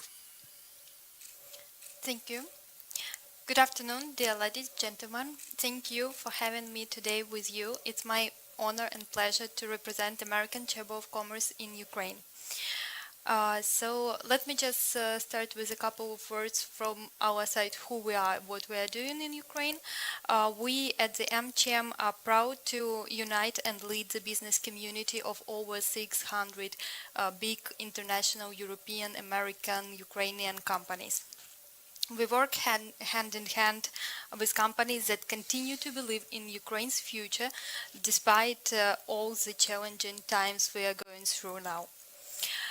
I would start from the optimistic note that Ukraine is open for business. And despite the hardships caused by Russia's full-scale war, the resilience of the private sector has been remarkable. Today, 85% of our member companies are fully operational. And even more, over 200 new members have joined AmCham since the full-scale war started in 2022. which is clear signal that forward-looking investors see Ukraine not just as a heart of resilience, but as a country of future growth, innovation, and opportunity. Yes, we have now.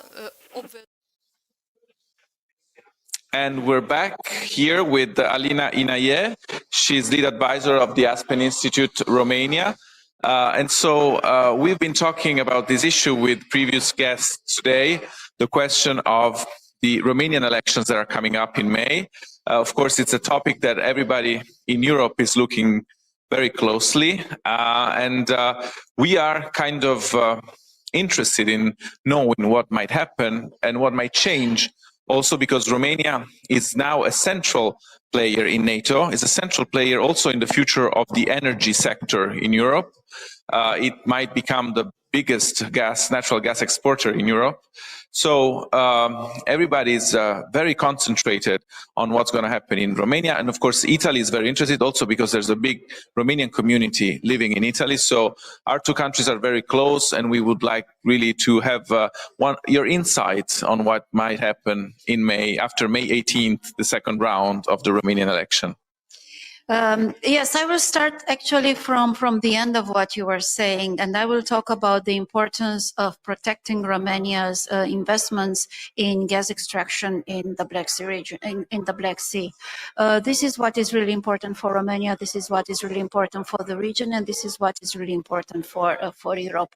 And I know that both NATO and both EU very well understand this, and the efforts that NATO has been putting so far in protecting this infrastructure in Romania have been very important and will continue to remain extremely important. This is something that whoever the new president of Romania will be, will have to understand and will understand. And why I'm so confident that this is not going to change is because, again, whoever is going to be the new president of Romania, we have a very strong majority of pro-European forces, pro-European parties in the parliament. And let's not forget that Romania is a semi-presidential republic, meaning that the president doesn't have absolute power like what we see in the States. It's not the case of Romania. There are still barriers to whatever the imagination of the new president might bring. Having said all this, another thing that is of big concern to Romania, and I know it's a preoccupation for both NATO and the EU, is the interference of foreign actors, namely Russia, in Romanian politics and in Romanian elections. And my message is that even after these elections, irrespective of the results, and when stability, Romania will become politically stable yet again. This danger is not to be undermined. Is not to be. It has to be taken seriously, continuously seriously, because it undermines the stability of the society in Romania and not only. What will happen? I don't want to make any sort of I don't have a crystal globe, so I don't want to guess what is going to happen in Romanian elections, even if there are polls that indicate certain outcome. But again, I want to emphasize that Romania is a semi-presidential republic. The president doesn't have absolute powers, so whoever comes will not be able to change Romania and our foreign policy 180 degrees. So how do you see the situation shifting regarding Ukraine? Of course, we have been talking about the fact that the United States is asking to its European NATO partners to, take a bigger weight, take a bigger role in the protection and in the reconstruction of Ukraine. But at the same time, do you think that this is a chance for NATO and for the European leg of NATO to be stronger, or do you see going forward maybe a different scenario for NATO, that it might also change its basic principles or basic foundation, and that we need to also start rethinking how we think about NATO and the security mechanism that has been in place, especially after the end of the Cold War, but basically since the end of Second World War? I don't think NATO is going to undergo a major change, a cataclysmic change. People in the Trump administration, Marco Rubio and others, have reassured and are reassuring the European allies, us, that this is not going to happen. NATO is going to continue in its actual shape and form with its actual members. So there is not going to be any shift from this point of view. And the fundamentals of NATO is, at the end of the day, Article 5. This is what keeps NATO together, and this is what protects us, what protects all of its members. So I don't think, again, that this is going to change fundamentally. Romania is not afraid that this is necessarily going to change fundamentally. We are, however, concerned, and I think not only us, but everybody who is close, all of the countries which are in the neighborhood of Ukraine, are concerned of to what extent the United States will place its interest in that region, will continue to keep troops in that region, and will continue to provide some funding for its bases in the region. So it's not about a fundamental change, but it's about these incremental changes that Romania and the region are more concerned about. But at the end of the day, Europe is finally asking itself questions that it should have asked probably years ago, when the first signals of a new relation, a colder transatlantic relation started. And it's now finally looking for serious answers. Everything that is happening at the EU level, EU plus UK level, for me, it's a good sign. And if this continues, not necessarily the pressures, but the determination to find solutions, if this continues, I think it's also a good sign for the resolution to the conflict in Ukraine. Thank you very much. And we now go back to the live streaming of the conference. Business is curious, or about the investors who come to Ukraine, we could not say that nobody is coming. Even in the wartime, there are lots of foreign companies, our Ukrainian companies, who are investing in Ukraine. I mean, Ukrainian business, they do, lots of connections between them and other countries, especially that works in gas, oil, production of clothes, production of other products. And so that's important for us, to be the part of EU as soon as possible, because our economic could live and could, be alive when we would be the part of EU, the part of big global markets. Because of course there's lots of things that are ruined now. I represent the Poltava region, and Poltava region in Ukraine, it's the eastern part, northeast. So we're near to the front line, and we're 100 kilometers from the active war and 120 kilometers to the Russian border. So, when the alarm is on, the missiles fly to us for 30 seconds or even lesser. A couple of months ago, we had the missile attack on our university in Poltava. More than 100 people were killed because it was the lunchtime when the Russian attacked. So now Russia attacks our oil and gas infrastructure, because Poltava region is producing oil and gas. So we're like small Kuwait, because 60% of oil gas that is produced in Ukraine are produced in Poltava region, and now all the gas fields are being bombed by Russia. So they're just doing it almost every day, by drones, by missiles, by rockets, anyway. So of course there are risks for investors that if they build something in Poltava region, it could be just ruined by a Russian rocket for 30 seconds. And there's a problem that lots of fabrics, lots of companies in European Union, they don't want to sign any contracts with companies that is on the other side of the river Dnipro, because they say, okay, we don't know, your factory could be ruined anytime, and our contracts would not be done. And that's a very big problem for all the companies that are in Poltava, in Cherkasy, in Kiev, in Kharkiv, because the only market, now for them is the local Ukrainian market. So in Verkhovna Rada of Ukraine, we did a lot of homework.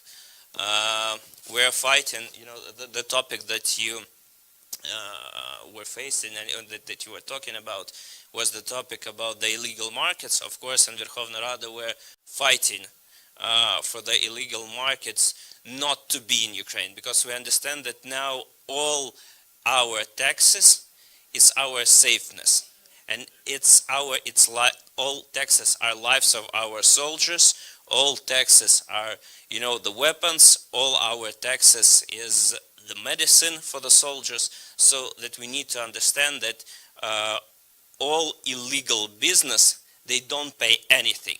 So of course 20% of the illegal market that we had in a couple of years ago, we were fighting it. We were always on the committee, we were talking about that.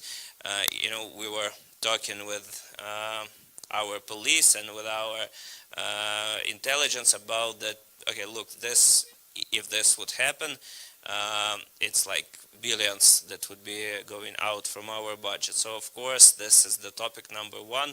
We're fighting the illegal markets. It's usually in Ukraine it was very big because we had those illegal fabrics, we had like illegal markets. It didn't happen when Zelensky came or when the war started. It was all the time, starting from 1991. So that's why we're fighting this problem.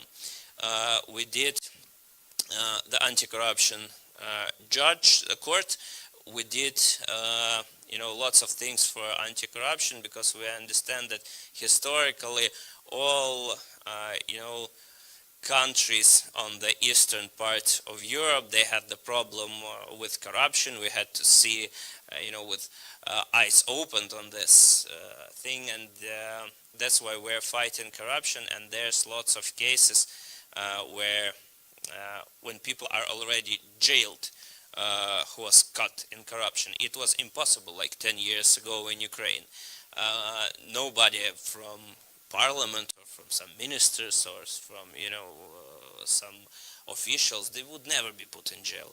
Now we have lots of cases when people who had cases of corruption, they're now jailed. Can you say winning this fighting? Can you say that you are winning this fight against corruption? Yes. I can say that it's a process, and we understand that if we will have the corruption, there's no future for the country with corruption. So that's why we fight, because in Europe, in United States, Eccoci di nuovo in diretta dalla conferenza, è in corso l'ultimo panel prima delle conclusioni che saranno affidate a Giulio Terzi di Sant'Agata, che è l'ex Ministro degli Esteri e Presidente della Commissione Affari Europei del Senato. Ecco, la giornata di oggi è stata dedicata a temi fondamentali per l'Italia e per l'Europa che guarda verso est, quindi ci sono stati esponenti ucraini, esponenti rumeni, ci sono state voci dall'industria e dalla diplomazia. Ovviamente siamo alla vigilia della conferenza sulla ricostruzione dell'Ucraina che si terrà a Roma il 10 e 11 luglio prossimi, e questo è uno dei grandi temi oggi sul tavolo, perché si parla di ricostruzione o appunto di investimenti in un'Ucraina che non ha mai smesso né di crescere né di cercare una via di sopravvivenza anche sotto le bombe, anche durante i momenti peggiori della guerra.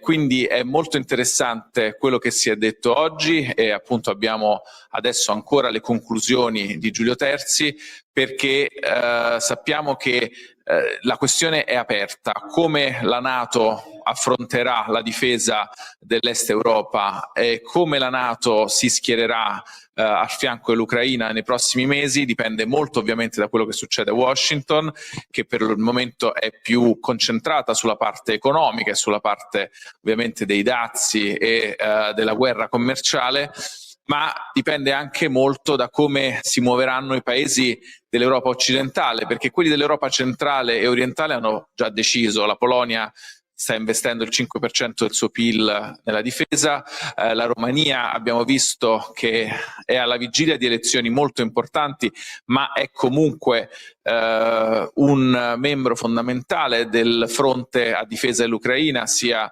attraverso l'accoglienza dei rifugiati, sia attraverso gli aiuti sia civili che militari.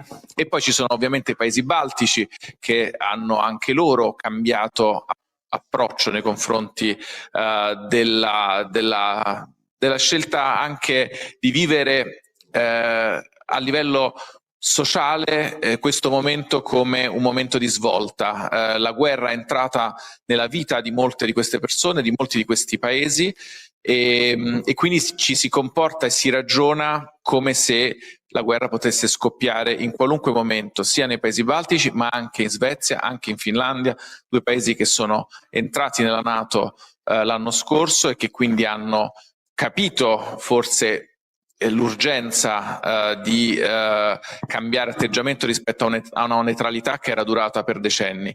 Quindi questo sta succedendo in questo momento in Europa. Oggi questa conferenza in Italia è molto significativa perché forse in Italia, e questo è stato detto anche da alcuni degli oratori, non si avverte questa urgenza, non si avverte questa imminenza di un pericolo e di una minaccia che è comunque continua, perché anche se non dovesse essere militare nel senso dei carri armati e delle bombe, c'è una minaccia fatta di attacchi cyber, fatta di disinformazione, di sabotaggi, quella che si chiama la guerra ibrida, che è già in corso ed è già molto attiva, e quindi insomma questa è una delle occasioni per prepararsi e per capire bene verso quale, diciamo, scenario ci stiamo dirigendo. Ora do di nuovo la linea alla conferenza e ci ritroviamo più avanti per i saluti finali e anche per l'intervento di Giulio Terzi.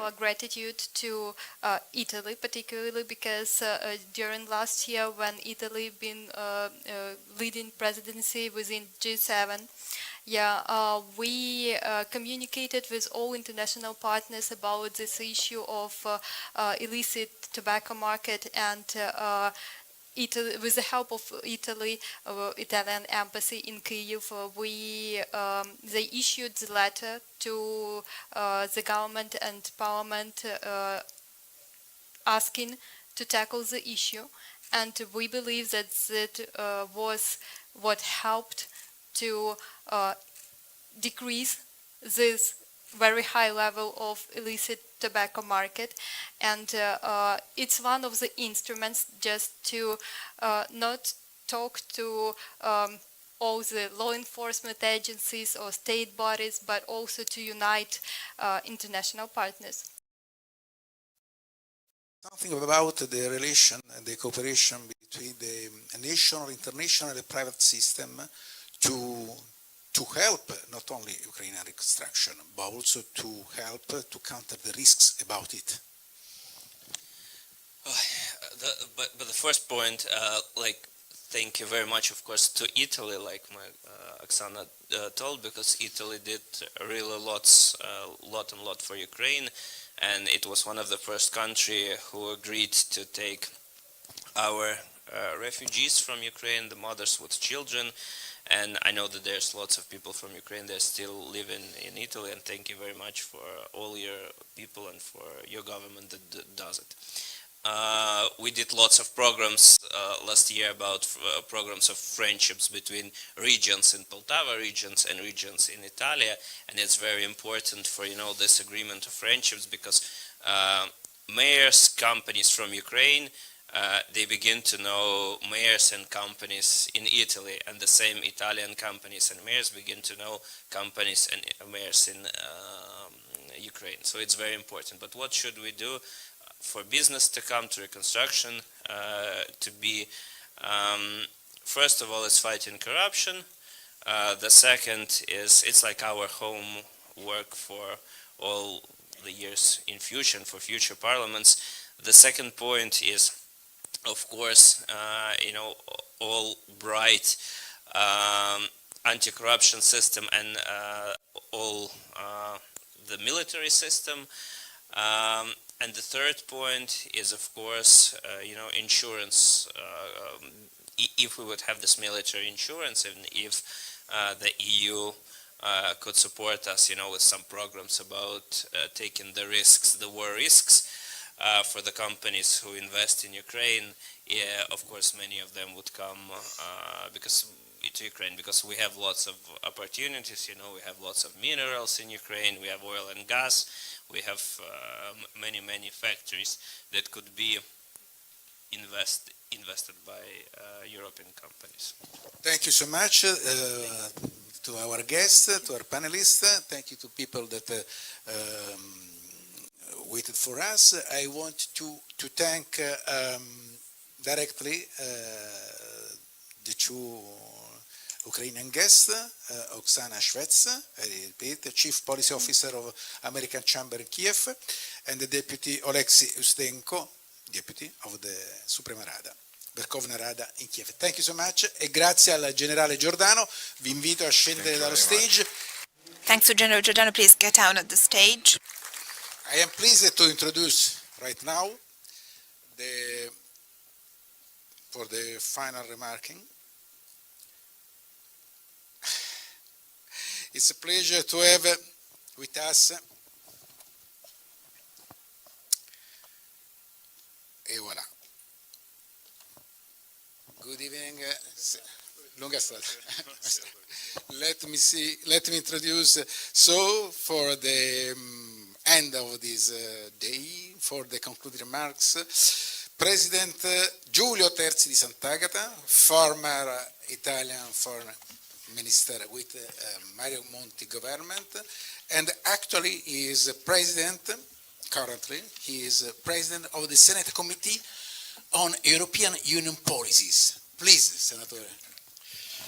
Thank you very much, Orcasieri, and thank you everybody for being here, and especially to Ambassador Minuto Rizzo for extending the invitation to come here tonight. Here he is in the front row, as always he is. Generally is on stage, but tonight is also on the front row to be more together with everybody. Let me say, it was mentioned that I'm involved since the beginning of this legislature with the working of the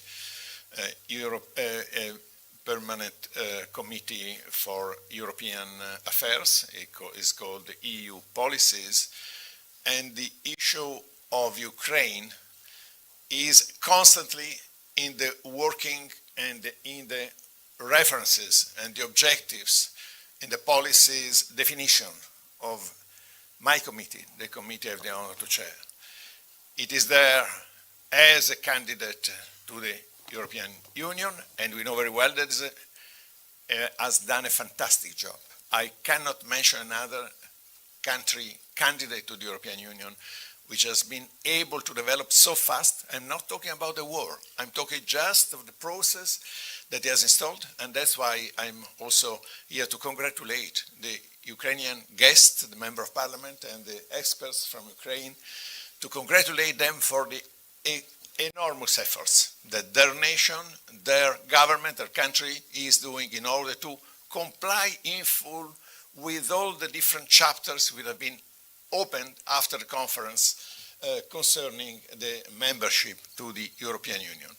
So Ukraine is a big protagonist of the European scene, and it must be a protagonist in peace, in security, in a way of developing the country with the cooperation and the partnership of European countries, all European countries, and the incoming conference in Rome for reconstruction was mentioned already as a major endeavor for the government.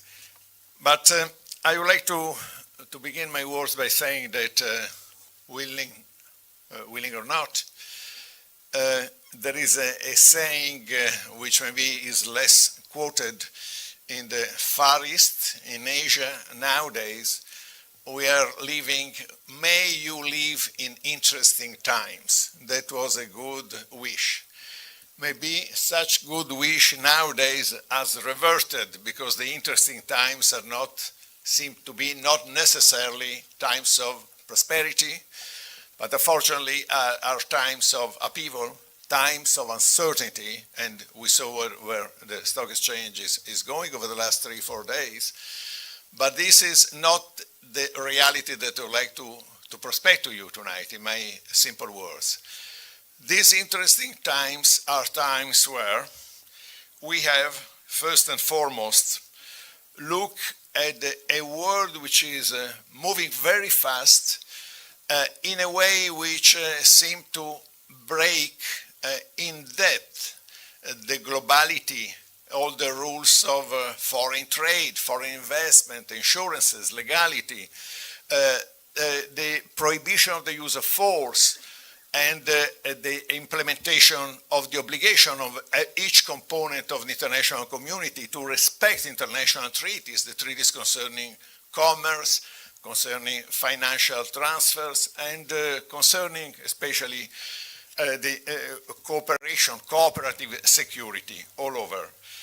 But this is in fact a world where the announcement a few days ago, heavy tariffs even for the European Union countries, is so difficult to understand. But what I share personally is the fact that we don't have to predict disasters or ring alarms, which are already ringing in a number of quarters. We should make sure that there is a quieter and more well-grounded and reasonable approach to the things which are going on.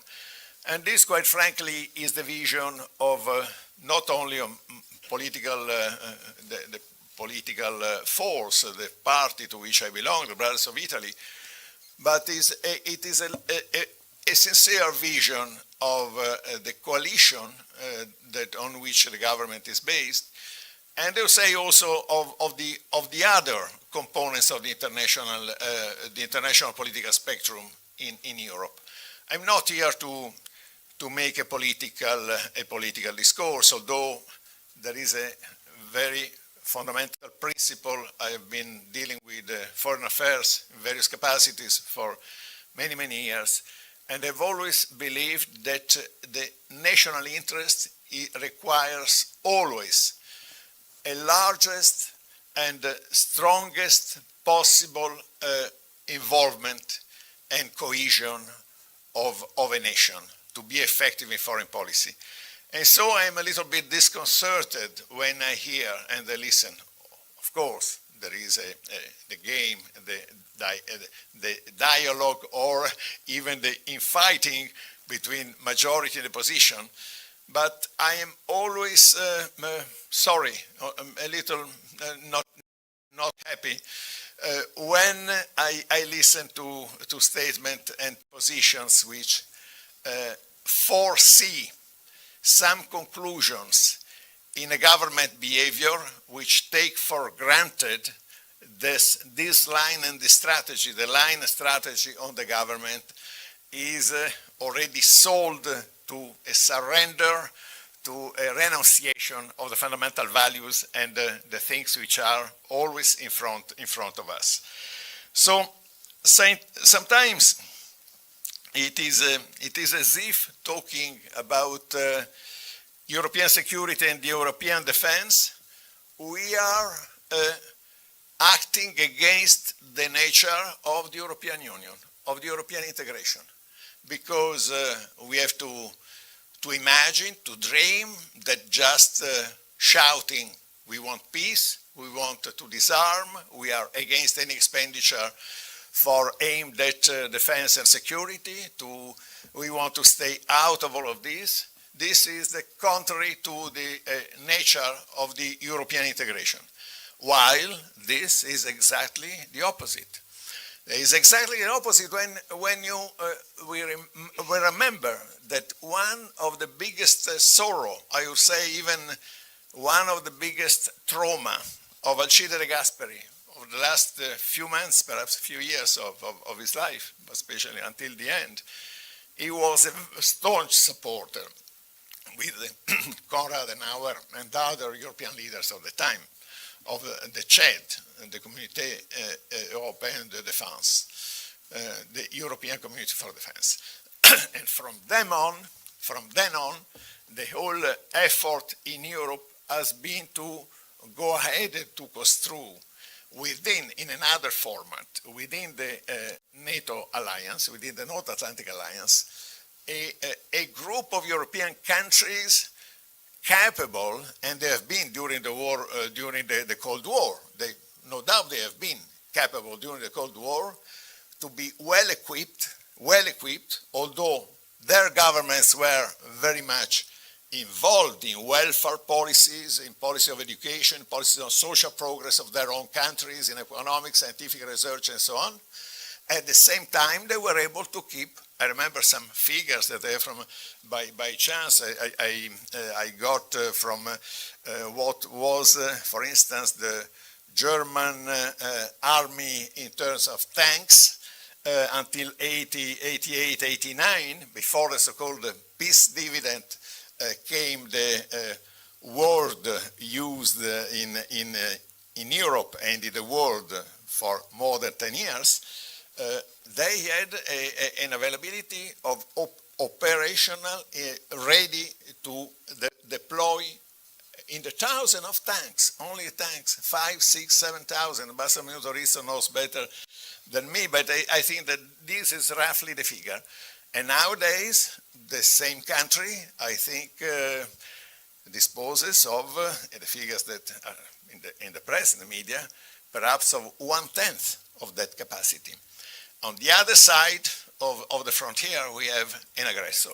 We have a terrible aggressor which wants to destroy completely a nation, which is an heroic nation, which is defending, which is surviving and wants to survive to defend Europe, to defend its European values, its European principle, the fact that, as I was mentioning in the beginning, the access to the European Union, because they are free.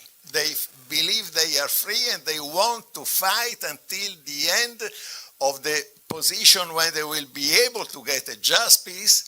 They want to fight until that point because they believe that they're surely convinced that without freedom there is no reason to exist, not only as a country, but perhaps even as individuals, although sometimes we read about people who are saying, oh, I prefer to be alive and perhaps a slave of somebody else.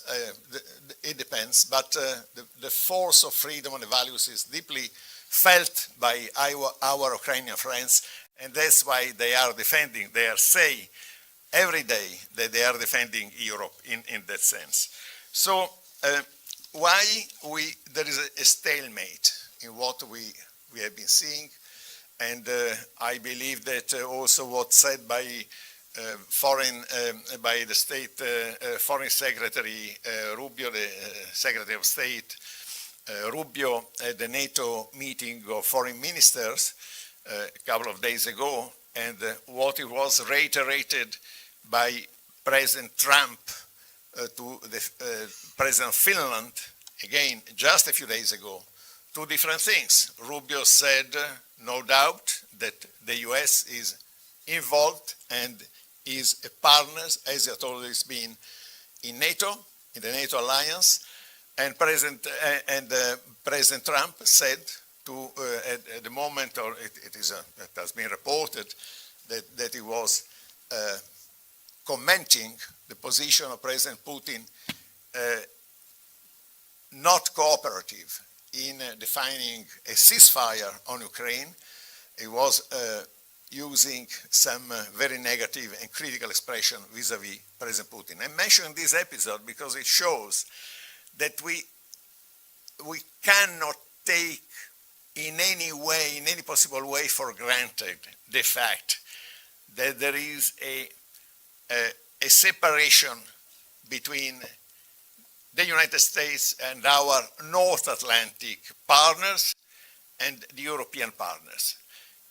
We know that it's very difficult the negotiation on tariffs, but this is an element which pertains to the economic realm, to the question of free trade, which has to be, and is under the eyes of everybody. Free trade, the global free trade as it was into existence since the creation of WTO, but especially since 35 years ago, has been affected by double standards, not only double standards, but also abuse of the exchanges in order to invade foreign markets without equal status in labor conditions, for instance, or in state aids, or in conditions of intellectual property.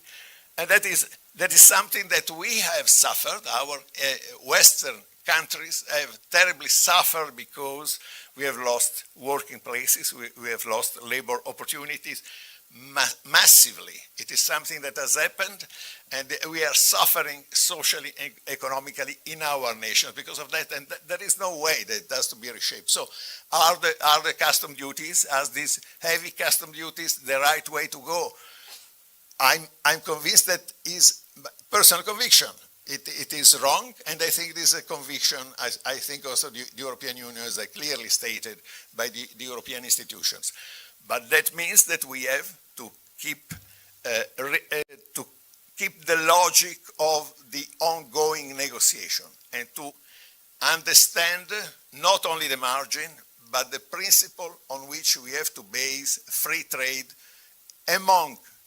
between European and Americans, between European Americans and the rest of the world. I think that this is an aspect that, in my opinion, must be clearly focused, but also kept on another table in comparison with security and defense, to which I want to come very quickly on this point.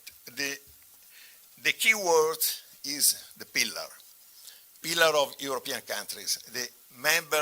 The NATO members, which are European member states, and which are not neutral and therefore belong to NATO, 32 European countries. This pillar, there is no doubt, must be solidified much more than it is now, and must be recognized an autonomous capacity. What does it mean, autonomous capacity? It means a number of things. It means integration of industrial production in much fewer programs among the different European industries. The differences between our industrial defense competitors in the United States, for instance, is enormous. We have around 300 different programs for major weapon productions or defense production, and the United States only a few dozen. And the efficiency at the equal level of expenditures is tens of times lower than the American competitors. So that shows why Europe buys already so much of their supplies for defense, security and defense. So high percentage of American technologies and American components. So the European pillar means that integration in the industrial base for defense in a wider sense is not only of weapon, and perhaps it's not that much about weapon, but is much more on hybrid threats, which is the specialty of an aggressor like Russia. Hybrid threats means subtle disinformation. The report of our intelligence a few weeks ago presented to Parliament said very specifically that from Russia there is a huge increase of aggression through hybrid system, programs and so on. It is thousands of attacks per day addressed to our companies, subtraction of data, of knowledge, intelligence which is deployed through those aggression, but also economic value of data which is taken away and from attacks which are attributed in many cases to Russian hackers, to organizations which respond to Russian hackers. So defense in that realm is absolutely important, and it has a priority. And that is a real, yes, that can be qualified as defense, but can be qualified also as a security of our iPhone or our computer and office or office network, or the data which are used for artificial intelligence also of the European companies. So it is really to be understood by the public opinion what we are talking about when we are talking about defense and security and the European pillar within the Atlantic Alliance. I would like to conclude that there are two elements that I would like to add to the very short conclusion of your deliberation and this very interesting meeting. One is the false narrative which has been infused by President Putin, justifying the aggression, the criminal aggression against Ukraine and the destruction of an entire people in every branch, not only the capacity of survival in winter, electricity, but even the most important value for their identity, language, culture, destruction of libraries, of universities, or beyond the destruction of hospitals, schools, universities, and so on. So a genocidal war, it is not an abuse of that term, because when you're talking about what is going on in Ukraine, and you look again, and you look at the Convention for the Fight Against Genocide, you realize that on the 5 conditions to understand that an aggression is genocide and is a crime of genocide, there are at least 2 or 3 which are relevant in what Putin is doing in Ukraine. Trying to eradicate, to deny the existence of a nation, the existence of a culture, of a language, and even to taking away tens of thousands of children in order to rassify them far from their parents. And this is another horrible crime which has been in the agenda of the different European Council for many months, and on which we are particularly active as an Italian group also in the European Parliament. But to talk about this is also important to understand how deep and diffuse are the lies that Putin's propaganda, Putin disinformation puts around when he says, oh, the ceasefire will not be implemented until the root causes of the conflict are addressed. And this story of the root causes of the conflict, President Putin has been waving this flag since the beginning of the aggression, more than 3 years ago. Root causes being for him the membership of 15 European member states of the alliance, to 15 member states of the alliance, which, having felt freedom and the return to their own sovereign rights and human rights after the fall of the Berlin Wall and the dissolution of the USSR and the Warsaw Pact, have asked the alliance and shown to the other members of the alliance that they were fully respectful of the values and the principle of the Atlantic Charter. So this is something that it has to be kept in mind, because it's not well, there is no agreement, there is too much propaganda also in our countries, even in Italy, but all over Europe. The hybrid attack, the hybrid disinformation and political attack and the way of masterminding individual consciences and individual understanding of what has been going on in the 90s. It is a terrible story which has to be clarified at every possible level, and I'm very glad that here we have a very qualified group of personalities which are in depth into these issues. And let me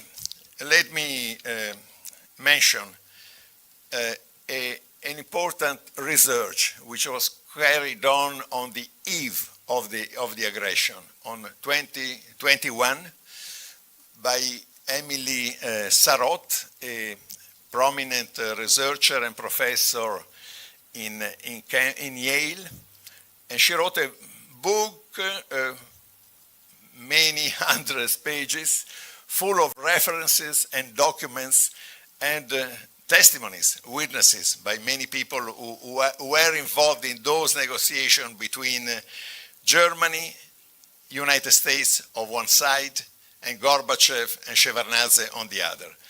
And there is not one single grain of evidence that a promise in whatever form, and even much less so in a formal way, there is no evidence that any kind of promise of assurance or assurance was given from the Americans and the Germans to the Russians that NATO would have kept its deployment, the deployment of its forces and the membership to NATO at the exclusion of the newly recognized democracies in Eastern Europe. And now Putin is putting in question all this, rewriting history and trying to refuse among our public opinions the fact that it is true whatever he says, like the Rus dreams or nightmares of the people of the center Siberia descending and promoting the Bible in the rest of the world. It is something that is not serious. Also, this disinformation is a criminal disinformation.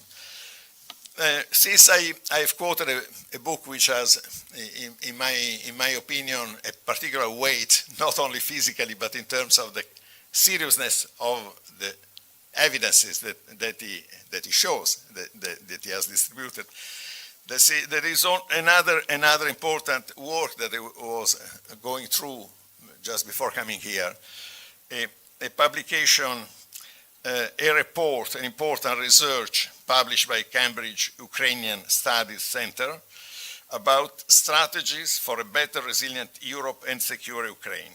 The authors are Dr. Victoria Vdoivchenko and Dr. Helena Davlikanova. Some points, and with this I promise I end. Supporting Ukraine, these are the main headings in the very well-construed report and documented report. Supporting Ukraine with military aid, ensuring it remains a robust partner in European defense strategy is a first priority for a ceasefire and a subsequent just peace in Ukraine. And the other priorities are enhancing European countries' defensive posture in cooperation with Ukraine. European NATO members must recognize Ukraine as an asset to European security, not a liability. Securing the Black Sea region, reinforcing military capacity and diplomatic engagement of military partners. Constructing a sky shield, since Ukrainian safe airspace is vital to enable Ukrainian recovery. No modern world over the last century, more than a century, has been fought successfully without the control of the air, without the capacity to defend the troops from the air. Integrating Ukraine's defense industry into the European defense technological industrial base, considering how best assuring security guarantees to Kiev, implementing policies to attract investment, rebuild infrastructure and create sustainable economic growth of Ukraine, countering Russian influence, and here is the point of this information that I was just mentioning. The research, of course, presents the Ukrainian point of view, but these are points of view which are at present now very much on the table of the North Atlantic Alliance and the European Union. So why all this? Because we want to be part of the European Union and North Atlantic Alliance based on principle, on the rule of law, on freedoms. And let's conclude in Margaret Thatcher saying that you know already, and I quote, "Let us never forget that our way of life, our vision, and all we hope to achieve is secured not by the rightness of our cause, but by the strength of our defense." Thank you.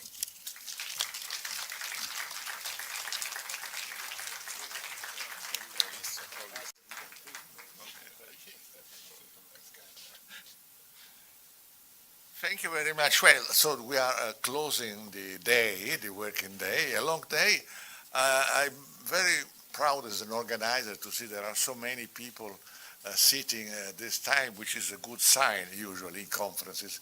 It means that the program was somehow attractive. I think we have been speaking seriously through an enormous, how can I say, variety of things, going from politics into civil society, trade, and it is a big effort to organize this, but I think that we have been, I hope, successful in giving you a sort of general picture of a very complex region, a big region of an ongoing problem. And I have to thank really the moderators and the speakers for the way they have conducted the debate. I have a good news for those who wish to have good news. The good news, that for me at least, is that there is a drink upstairs, the 5th floor, open for all of us to get together, so to relax after such a serious conversation. We probably all need our refreshment. And one last thing, for those of you who, I'm sorry for these technical things, who got the translation device from Italian into English, please deposit it at the door, because otherwise we have to pay for them. Thank you very much. Thank you very much. Have a good dinner, a very good evening.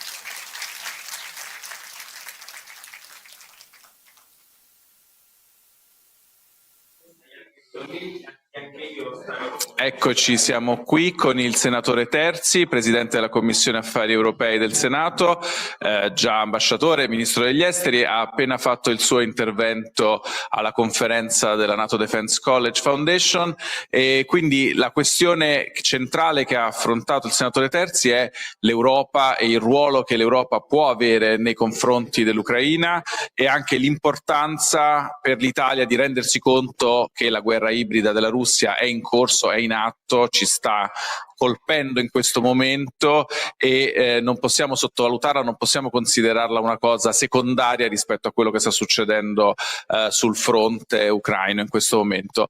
Quindi l'Europa in questa fase ovviamente di incertezza che arriva dall'Atlantico, ma anche incertezza legata al fatto che per il momento l'amministrazione si sta occupando soprattutto del lato economico, della questione nella gestione del lato economico e le trattative di pace ovviamente sono in corso. L'Europa al momento non è centrale nel tavolo, ma l'Europa sicuramente ha un ruolo con l'Ucraina. L'Italia organizza la conferenza per la ricostruzione il 10 e 11 luglio e quindi quali sono i margini per l'Europa di incidere in questo processo?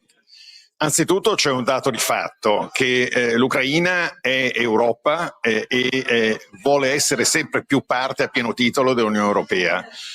Noi l'abbiamo in Italia da italiani, come maggioranza di governo e come costante azione nei consigli europei da quando il conflitto è iniziato, ma anche da prima, perché l'Ucraina aveva già presentato la sua richiesta di candidatura già molto prima, ricordiamo, decine d'anni prima. Ma cos'è successo durante il conflitto? Che l'Ucraina ha dimostrato di essere un assoluto protagonista nella capacità di ottemperare, di attuare tutti i requisiti che via via doveva attuare prima per ottenere il riconoscimento dello status di paese candidato e poi subito dopo per fare dei progressi sul piano delle riforme, la lotta contro la corruzione, lo Stato di diritto, la capacità di adeguarsi anche sul piano della politica estera e di sicurezza, sulla coesione, anche la difesa dei valori che sono contenuti nell'articolo 2 dei trattati dell'Unione Europea, in un modo, vorrei dire, veramente esemplare, così che è stato riconosciuto attraverso l'apertura del negoziato intergovernativo per il processo di adesione già un anno fa, che era, nonostante la terribile situazione, il disastro di un popolo massacrato in tutti i modi da un terribile aggressore, dalla criminale aggressione della Federazione Russa, ha dimostrato di poter essere capace di contribuire lei stessa attraverso la difesa e la sicurezza, che l'essere lì con quelle capacità, quella volontà straordinaria del suo popolo di lottare contro un'aggressione che è un'aggressione contro l'Europa, come sappiamo bene, per tutte le implicazioni nel Mar Nero, nella Transnistria e in altre zone, perfino in altri paesi e perfino nei Balcani orientali e forse occidentali, è capace l'Ucraina di contribuire alla difesa europea. Ha delle grandi capacità nella guerra ibrida, nel cyber, ha dimostrato le capacità convenzionali di cui dispone, per cui nel convegno oggi tutte queste cose sono emerse in una chiave soprattutto di ricostruzione del paese. Ricostruzione del paese che sarà evidentemente, non appena ci possa essere un convinto percorso verso una pace giusta, innanzitutto attraverso un cessate il fuoco che possa essere verificato e attuato con delle garanzie molto serie, perché è evidente che un cessate il fuoco finto è soltanto a favore dell'aggressore, non ha nessuna funzione non ha nessuna ragione di essere se non quella di aiutare l'aggressore, e le conferenze che l'Italia ha fatto per la ricostruzione dell'Ucraina hanno già assegnato delle tappe portanti per questo paese e abbiamo dimostrato, il governo Meloni, presidente del Consiglio in prima persona, con tutti i ministri che sono coinvolti in questo percorso per la preparazione del prossimo vertice per la ricostruzione dell'Ucraina dopo tutte le attività che già ci sono state, dimostra quanto l'Italia sia protagonista in questo percorso. Ecco, protagonista nel senso dell'avanzamento, delle possibilità che ci sono per le imprese italiane, dell'integrazione fra imprese ucraine e della collaborazione e imprese italiane. Ci sono poi anche è stato presentato un rapporto recentemente di ricercatori, di conosciuti e importanti ricercatori ucraini all'Università di Cambridge, un centro studi dedicato appunto alle questioni strategiche in Europa, in particolare in Ucraina, che dimostrano come la collaborazione anche fra industrie della difesa europee e di Ucraine possa essere mutualmente benefica, perché le tecnologie anche autonome che sono state sviluppate in questi 3 anni proprio nel paese sotto questa terribile azione, tecnologie di difesa che non necessariamente sono armi, possono essere appunto tecnologie elettroniche, possono essere del dominio cyber e di questioni che riguardano anche, attenzione, e questa è una cosa molto importante, la lotta contro la disinformazione e la guerra ibrida. Altro settore di crescita in potenza della capacità offensiva russa, una crescita in potenza in questo settore, nelle guerre ibride e nell'aggressione ibrida a tutti gli stati europei e anche occidentali, che è stata anche oggetto di una menzione, non soltanto una menzione, un'analisi molto precisa e dettagliata nell'ultimo rapporto del DIS al Parlamento. Bene, grazie al senatore Terzi. La nostra diretta si conclude qui. Abbiamo parlato dei grandi temi che riguardano l'Europa dell'Est, ma in realtà tutta l'Europa, perché oggi buona parte della sicurezza e dell'impianto di sicurezza europeo passa anche da lì, e quindi vi ringraziamo per averci seguito e vi diamo appuntamento ai prossimi incontri, conferenze e momenti di riflessione con ADN Kronos. Grazie a tutti.